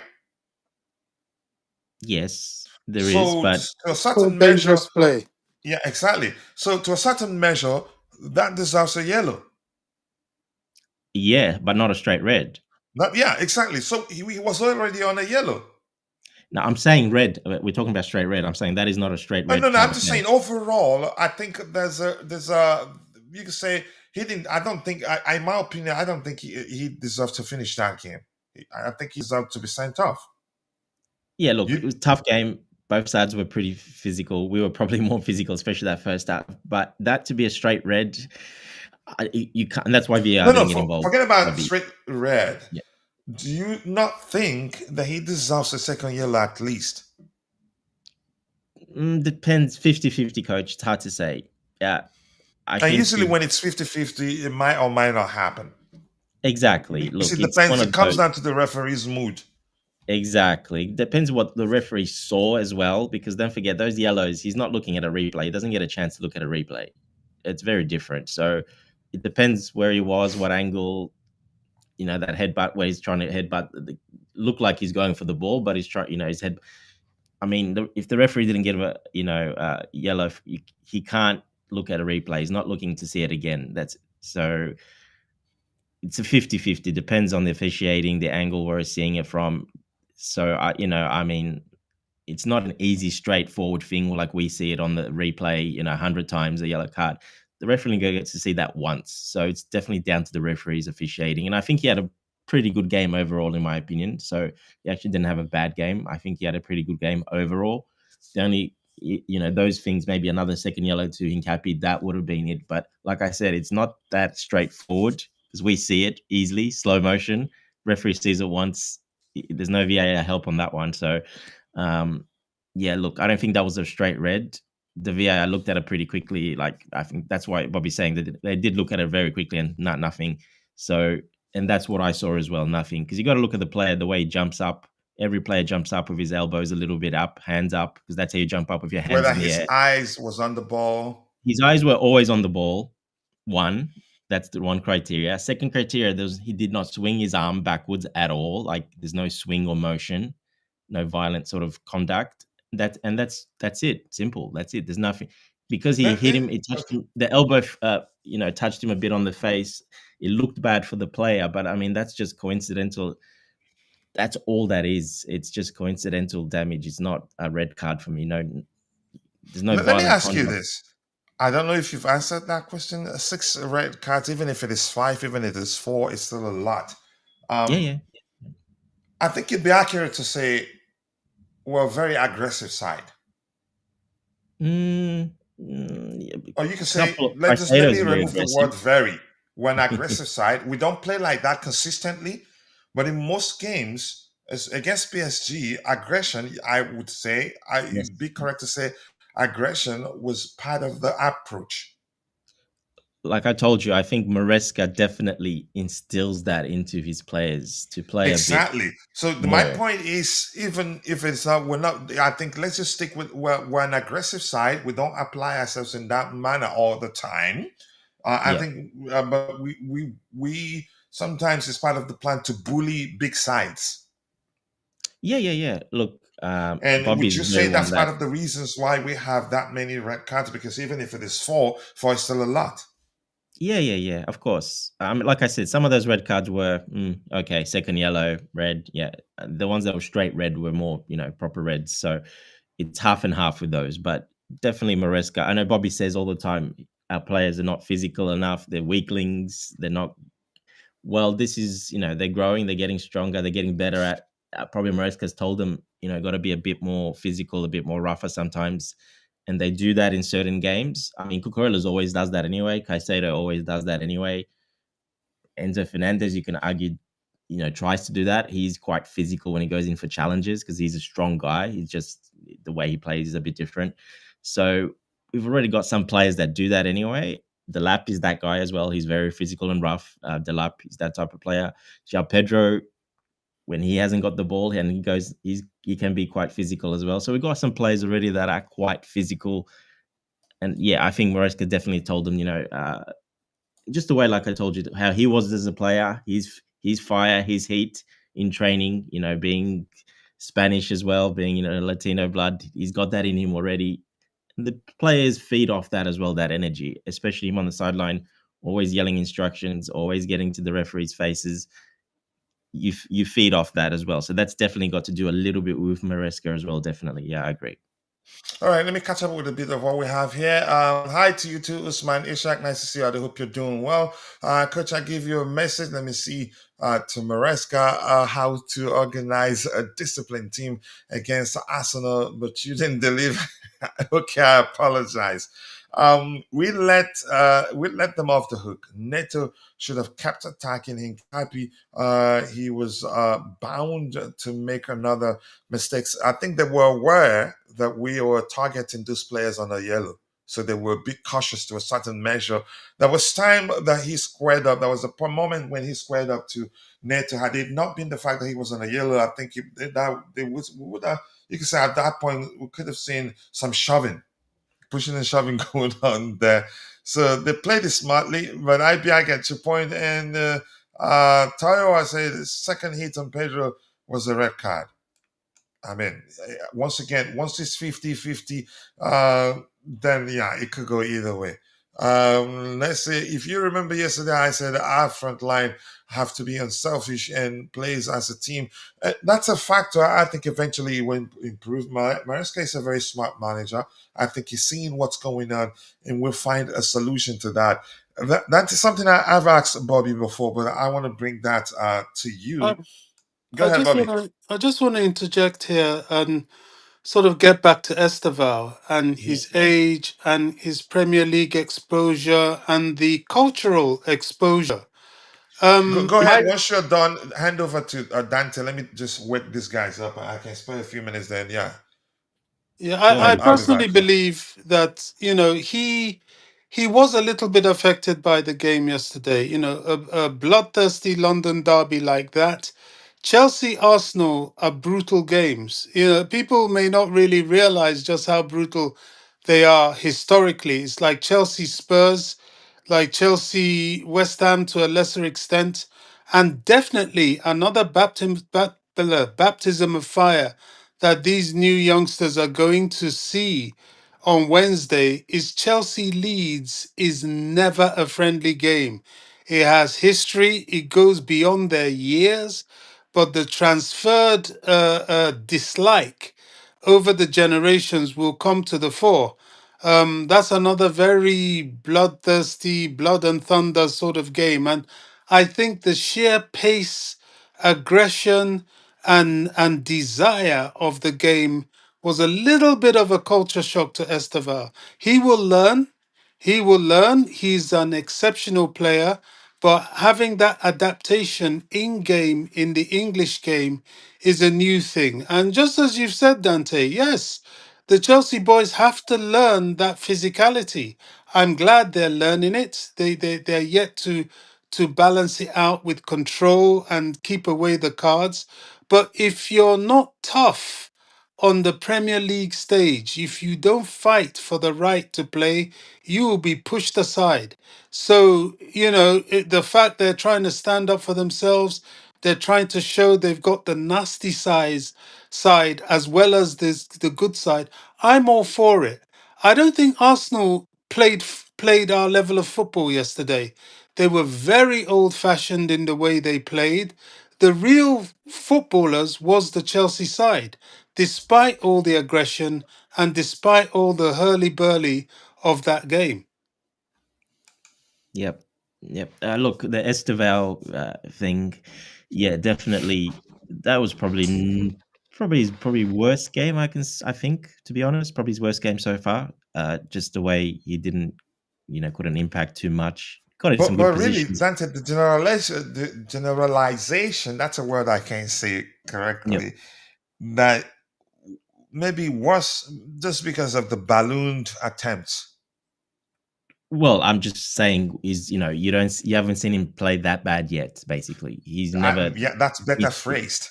yeah, which for me is his worst game Because so far. he created a chance, popped up Yep. in good spaces, could have scored a goal, but Yes. just you could say for me, what I interpret as him being nervous, Bobby. Then I agree. Maybe I could be wrong, and I believe. But go ahead with what you're saying.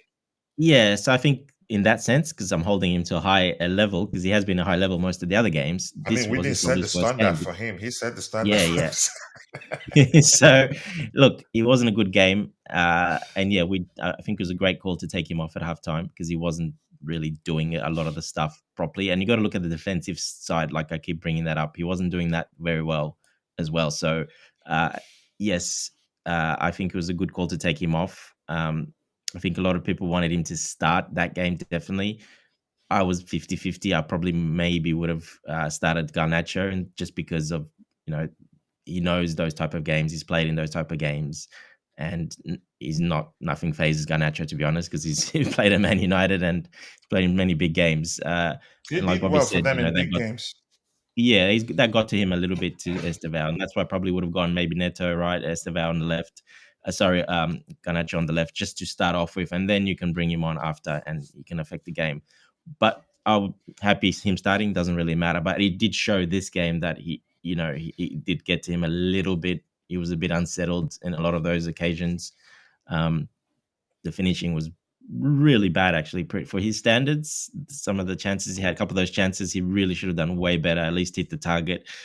So yeah, that was, in that sense, for me, that was probably his worst game, just because all the other games were much better than this. That's all. Doesn't mean he's bad. It just means the other games were that good, most of those other games. So yeah, that's the only thing about Estevao. But he'll get it better. He'll improve.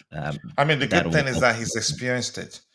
Yeah, he's now experienced it. Like I said, that atmosphere, the level of play, the rough sort of game, the derby. So he'll get better from that, no problem. Yeah. Again, I'm not sure who is who. Dante, you've heard me talk about how YouTube changed how it displays people's names. So some were using their nicknames. I'm not sure who this is. This looks like. I think it's the X. Is it the X handles? No, this is not X. This is YouTube. YouTube changed how it displays people's display names. The names are the So X handles. I'm not sure who is Bad Boy Thomas.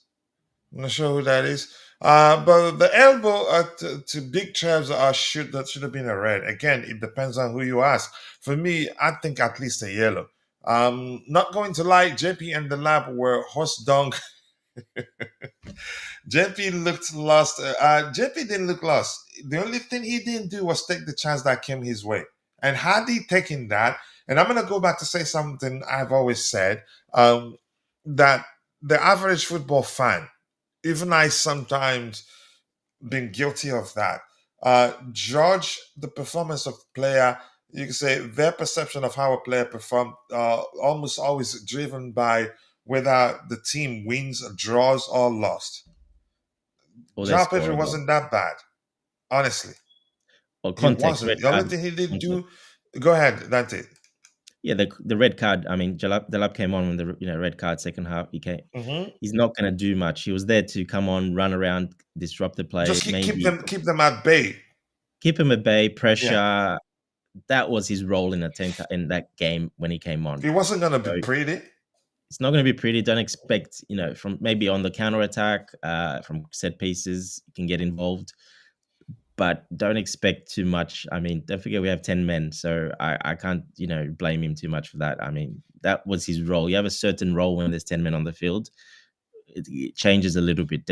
So yeah, you can't be the same. I can tell you now, if they were on the pitch and we had 11 men that second half versus Arsenal, and he came on, it would have been very different. All right, more likes, people, more likes. We have 34 likes. We had 120 plus people following the show, but right now 88. Even half of the 88 people like the video. We should have 44 at least. So if you haven't, please do take a second to drop a like on the video and also subscribe to the channel if you haven't. We're getting closer and closer to 29k subscribers and of course 30k. I think we'll get there soon. But if you haven't, please like the video and also do subscribe to the channel if you haven't. But let's see, what else do we have here? João Pedro and Estevão are not physical, so one touch ball will favor them. João Pedro is physical. Even Estevão to some extent. I think the issue was a different thing, not necessarily physicality. Nervousness, in my opinion. I was expecting the lab to rough up some Arsenal defenders. Probably that was part of the plan. But here's the thing. The referee is aware of what's going on in the game. If he leads, if he starts the trouble, he himself might end up getting into trouble because the referee, we know he's baiting the Arsenal players. You see, this is where experience comes in.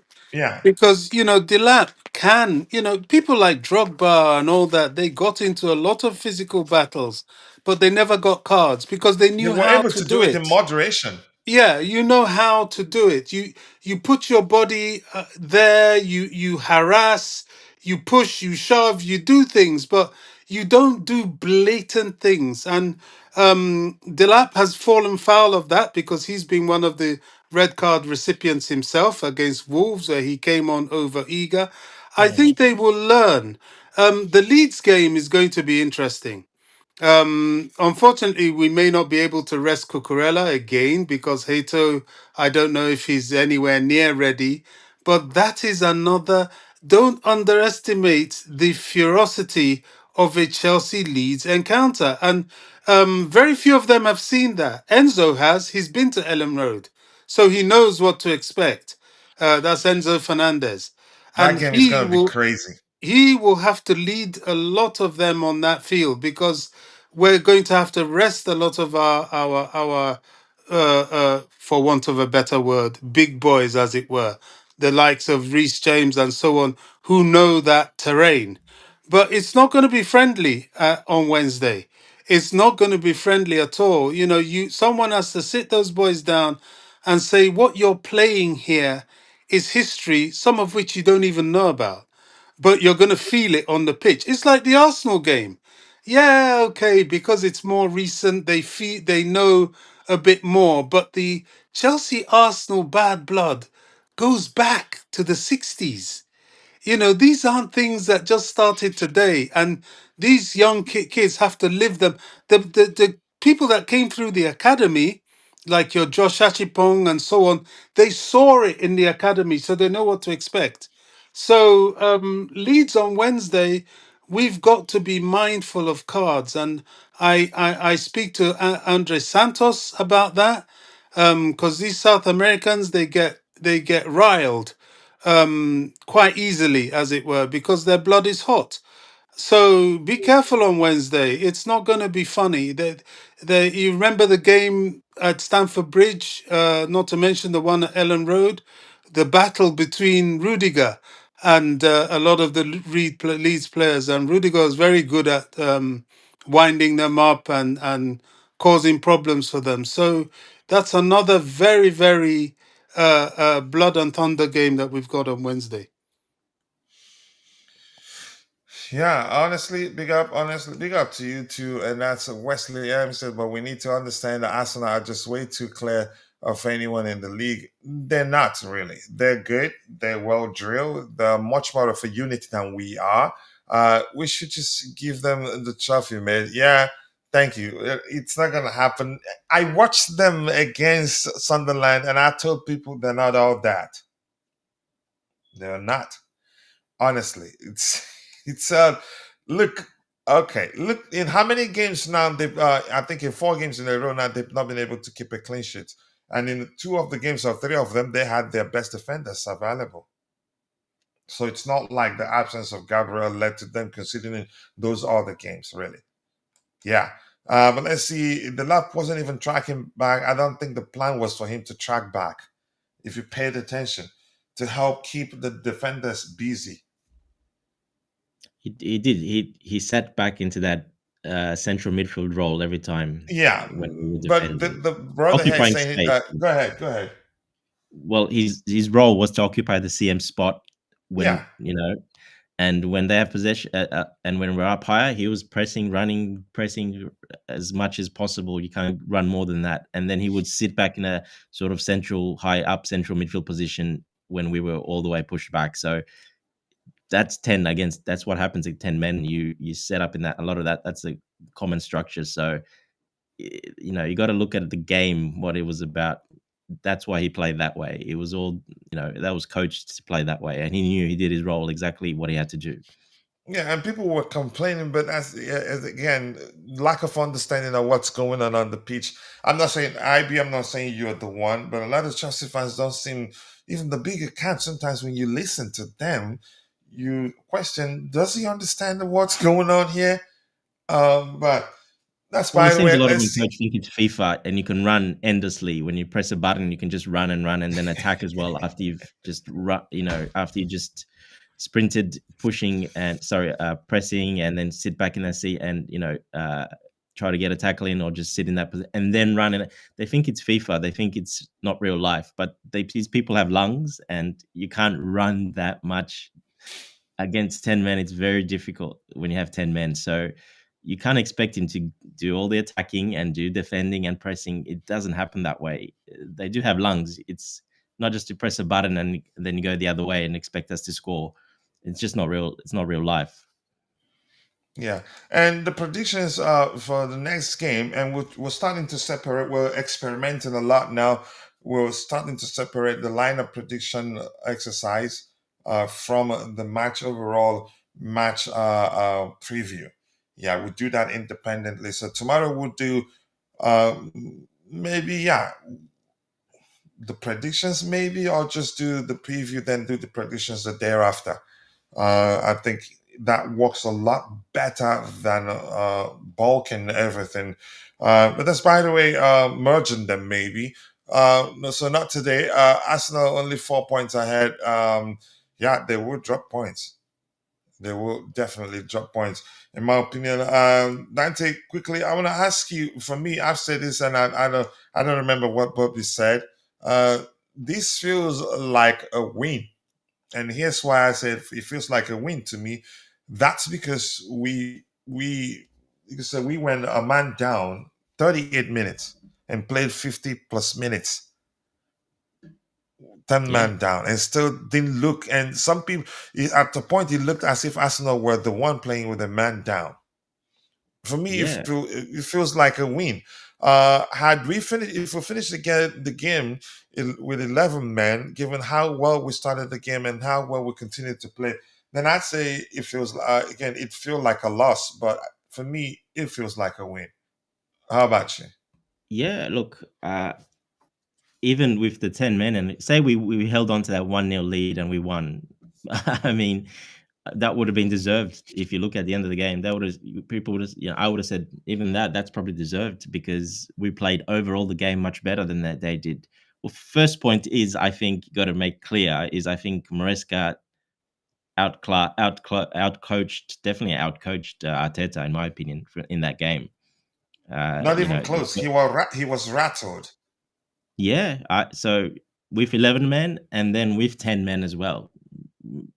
I think he got outcoached in that game, to be honest. So he wasn't very happy about after the game and doing the interviews. He was kind of, one of the journalists kind of said that, but not directly, and he was fuming. He started on one of his little rants about other stuff about referee calls and other things. And us targeting their players. Yeah. I'm like, come on, buddy, Here's the seriously. thing. I think we did the same thing we did to Barcelona to them. We were on them, no breathing space, and could have scored. You could say in the first 25 minutes, could have scored at least 2 goals. They had one chance in the first 45 minutes, coach. One chance. That's all they had, that one chance. And right at the end of the first half. So I think that was after Kaisedo got sent off, basically. So look, we dominated that game, that first half, 11v11. And second half, if you really look at it, like you said, you couldn't even tell that they had 11 men and we had 10. Yes, Rob Sanchez pulled off a couple of great saves. I mean, that was inevitable. They're going to get a couple of chances. But if you look at it, and people didn't know, you don't tell people, they wouldn't have said we had 10 men in that second half, most people. So they wouldn't even know. So, yeah, I think he definitely outcoached Arteta in this game, 11v11 and then 10v11 as well. So, yeah, I mean, definitely it's a positive result for us in that sense. Is it a win? Hard to say, but if we kept that 1-0 win, it would have been, definitely deserved at the end of the game, because overall we played much better than them. But still a good result in the context of 10 men, and it shows that we've developed and we've improved from our previous 10 men games. We've got better and we've improved. And that showed you again yesterday, that we are much better now at that. We know how we can control the game a little bit better. And even though Arsenal got those 2 really good chances, which Sanchez was great saves, I mean, that's just 2 chances, really. They did not dominate us that second half. We had 2 chances as well with 10 men. So overall, I think it's a big tick for the players, Maresca, and that will actually do even a lot. This game could actually really, push us even a little step higher, because we've got that confidence after Barcelona, after this with 10 men. That could really help later on in the season. It will. It will. I mean, and that reflects, you could say, how far these kids have come. How you can say they've improved. They're learning. They've become much better. It's a win with this ref. Let's see. Okay, I'm not sure what you want me. Overall, good tie. Arsenal realize, that they're not invisible. And first, you can say, their focus was to break Chelsea's defensive record. Yeah. Maybe just from their fan base, going by what they were saying, they couldn't do that. Now they thought they were the best in Europe. You can argue they are, because they top in the Champions League table. It's an you can say it's a fact, really. They're not. Yeah, I agree with you, Jay. Your thoughts? What do you make of the game overall? The performance, everything. Big up, guys. Big up, Dante Coach. Big up the chat. Okay. Yeah. Quite impressive. Big up, Bobby. I'll agree with everything that you guys have said, and there won't be praises enough to reflect on the performance that Chelsea produced yesterday. So, performance-wise, that was amazing. Like, I don't think we had, much better performances this season than that. Result-wise, it is a little bittersweet kind of situation, because I trusted this team that it was there for the taking. The 3 points were there for the taking, and after all those years of having poor record against Arsenal, I think this was the year, this was the opportunity, and this team was capable to take the 3 point. Unfortunately, due to some, uncontrolled incidents of Caicedo red card thing, we really couldn't capitalize on that. But I think performance-wise, it was so positive. What everybody expected, some of our fan base as well, and to some extent even I, the typical capitalization of a team after going a man down. I think it was the total opposite of that. And big up to Maresca and his tactics as well. I would say this thing that he's a very quick learner. There has been some instances in the past this season where the red card was not handled particularly well by him, especially the Manchester United match. From that to here, he has learned a lot, and his tactics and his changes throughout the match reflected his learning approach. And that's the good thing about this team. The coach and the players, they all are learning and getting better with time and with with the growth together. And I'm pretty happy, man. Really, really pretty happy. That was some statement, and I think we have introduced ourselves to those doubtful fans and players throughout the league. I think many of them will take us seriously. Are we in the title race? I still don't think so. I think the December and January period will be a test of that, and let's see how we manage this busy schedule. But in isolation, that was one of the best performances I have seen, and one of the best tactically managed match by Enzo Maresca as well. And something you mentioned after the Manchester United game, I think, or maybe was it the first one where we considered a red card, and you could argue the changes he made did reflect that it probably was in a bit of a panic mode, or in a panic made the wrong changes. Even he admitted during one of his presses, admitted, he made a mistake. But my goodness, he was as calm as cool as ice. Didn't panic, make the right changes, and it worked. And probably the majority of the players also is a factor to be grateful for. I agree with you. Everything was just perfect to a T. And I like him, his honesty, and the fact that he will always tell you that he's still learning.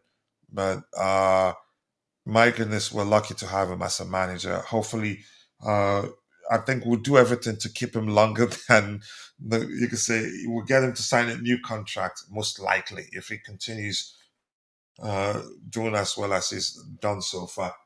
Yes, anything else from anybody else? I have to run to go help the boys get ready for school. Lateness is greatness, they say, Jay. But thank you for joining. Good to hear your voice. He's learning as well. Jay's learning. He's learning. very Jay's well. learning too, right? I have to Yeah. take off soon, coach, as well. I really All right. Yeah, good timing for everyone. Jay, I appreciate you finding time to join the conversation. I want to say thank you. Tomorrow. Yeah, to us and your panelists and Bobby, and then the captain of the community in Constantine.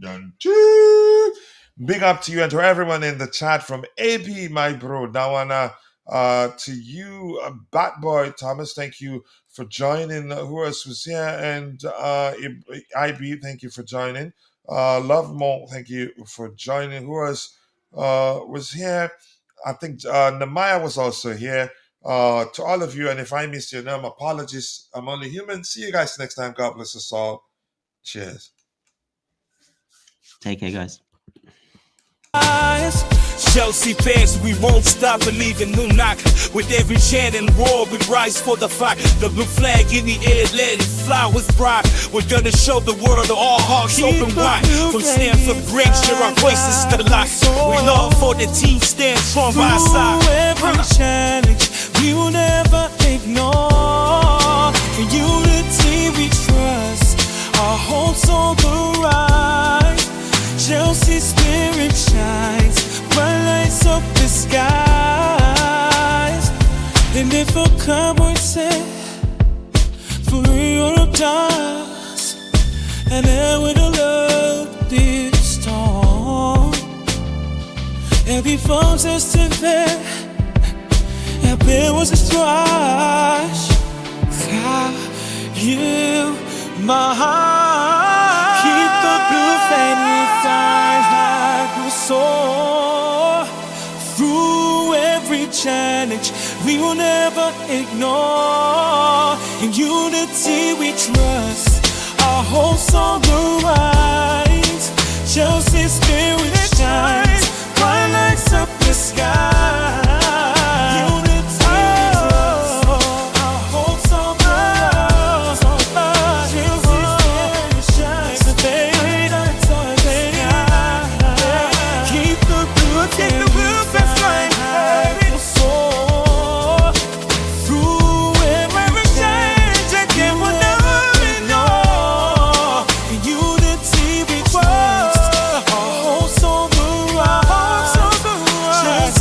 Just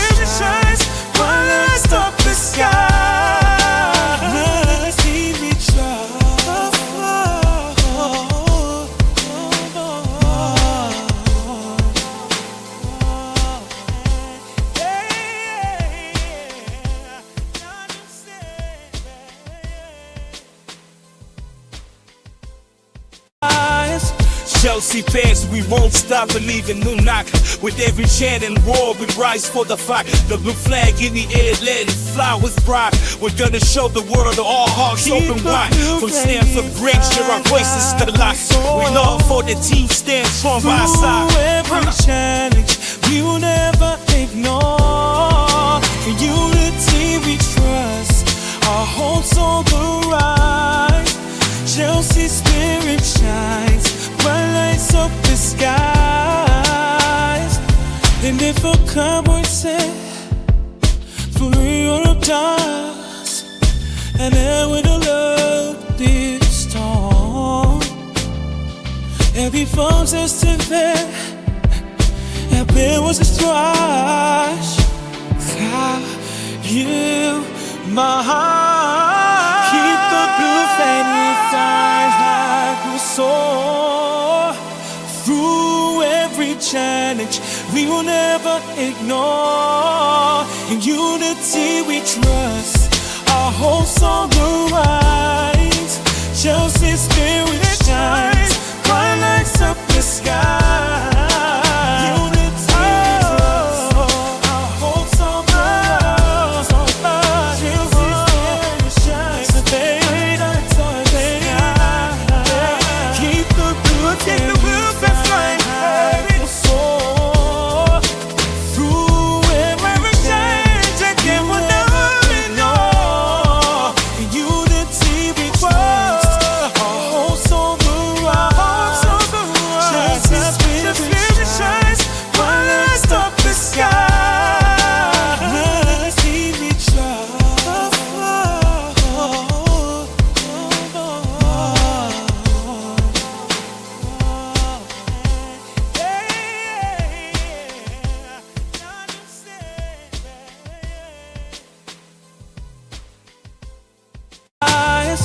Chelsea fans, we won't stop believing. New knock with every chant and roar, we rise for the fight. The blue flag in the air, let it fly with pride. We're gonna show the world that all hearts open wide. From Stamford Bridge to our voices to the light. We love for the team stand strong by our side. Every challenge we will never ignore. In unity we trust, our hopes on the rise. Chelsea spirit shines, bright lights up the skies. And if a cowboy said, for Europe does, and then with a love this storm, every phone says to them, and there was a strife. You, my heart, keep the blue flame inside like we soar. Through every challenge we will never ignore. In unity we trust, our hopes on the rise. Chelsea spirit shines, bright lights up the sky.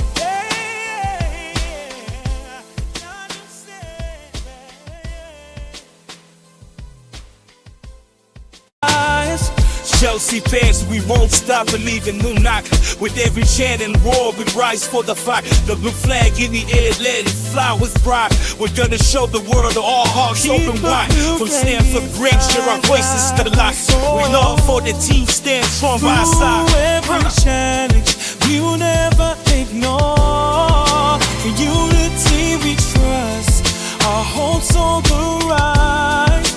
Chelsea spirit shines, bright lights up the skies.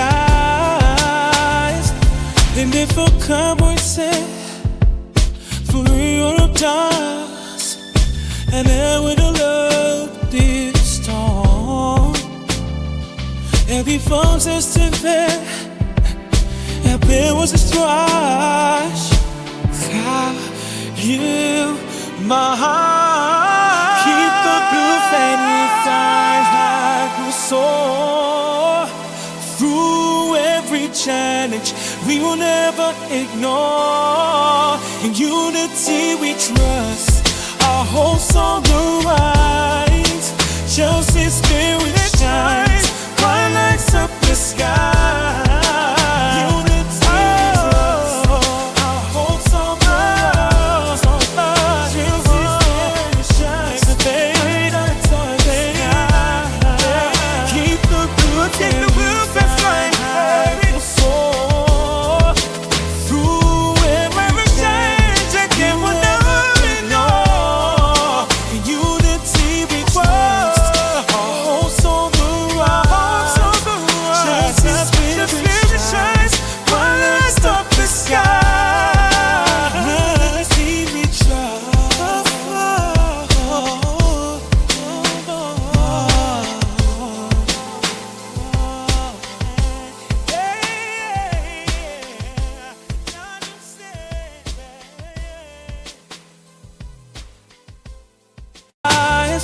Chelsea fans, we won't stop believing. New knock with every chant and roar, we rise for the fight. The blue flag in the air, let it fly with pride. We're gonna show the world that all hearts open wide. From Stamford Bridge, share our voices to the light. We love for the team stand strong by our side. Every challenge we will never ignore. In unity we trust. Our hopes on the rise. Chelsea's spirit shines. Bright lights up the skies. And if a cowboy said, for real of dust, and then with a love this storm. Every phone says to bed, and there was a strife. How you, my heart, keep the blue flame inside like we soar. Through every challenge, we will never ignore. In unity we trust. Our hopes on the rise. Chelsea's spirit shines. Bright lights up the sky.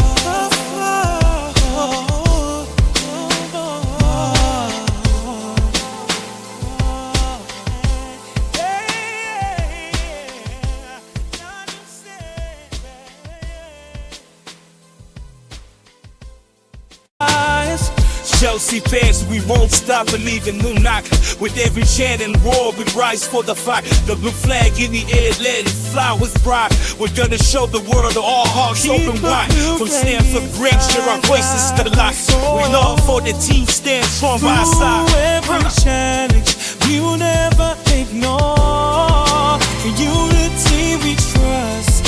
Our hopes on the rise. Chelsea's spirit shines. Bright lights up the skies. And if a cowboy said, for real of dust, and then with a love this storm. Every phone says to bed, and there was a strife. How you, my heart, keep the blue flame inside like we soar. Through every challenge, we will never ignore. In unity we trust. Our hopes on the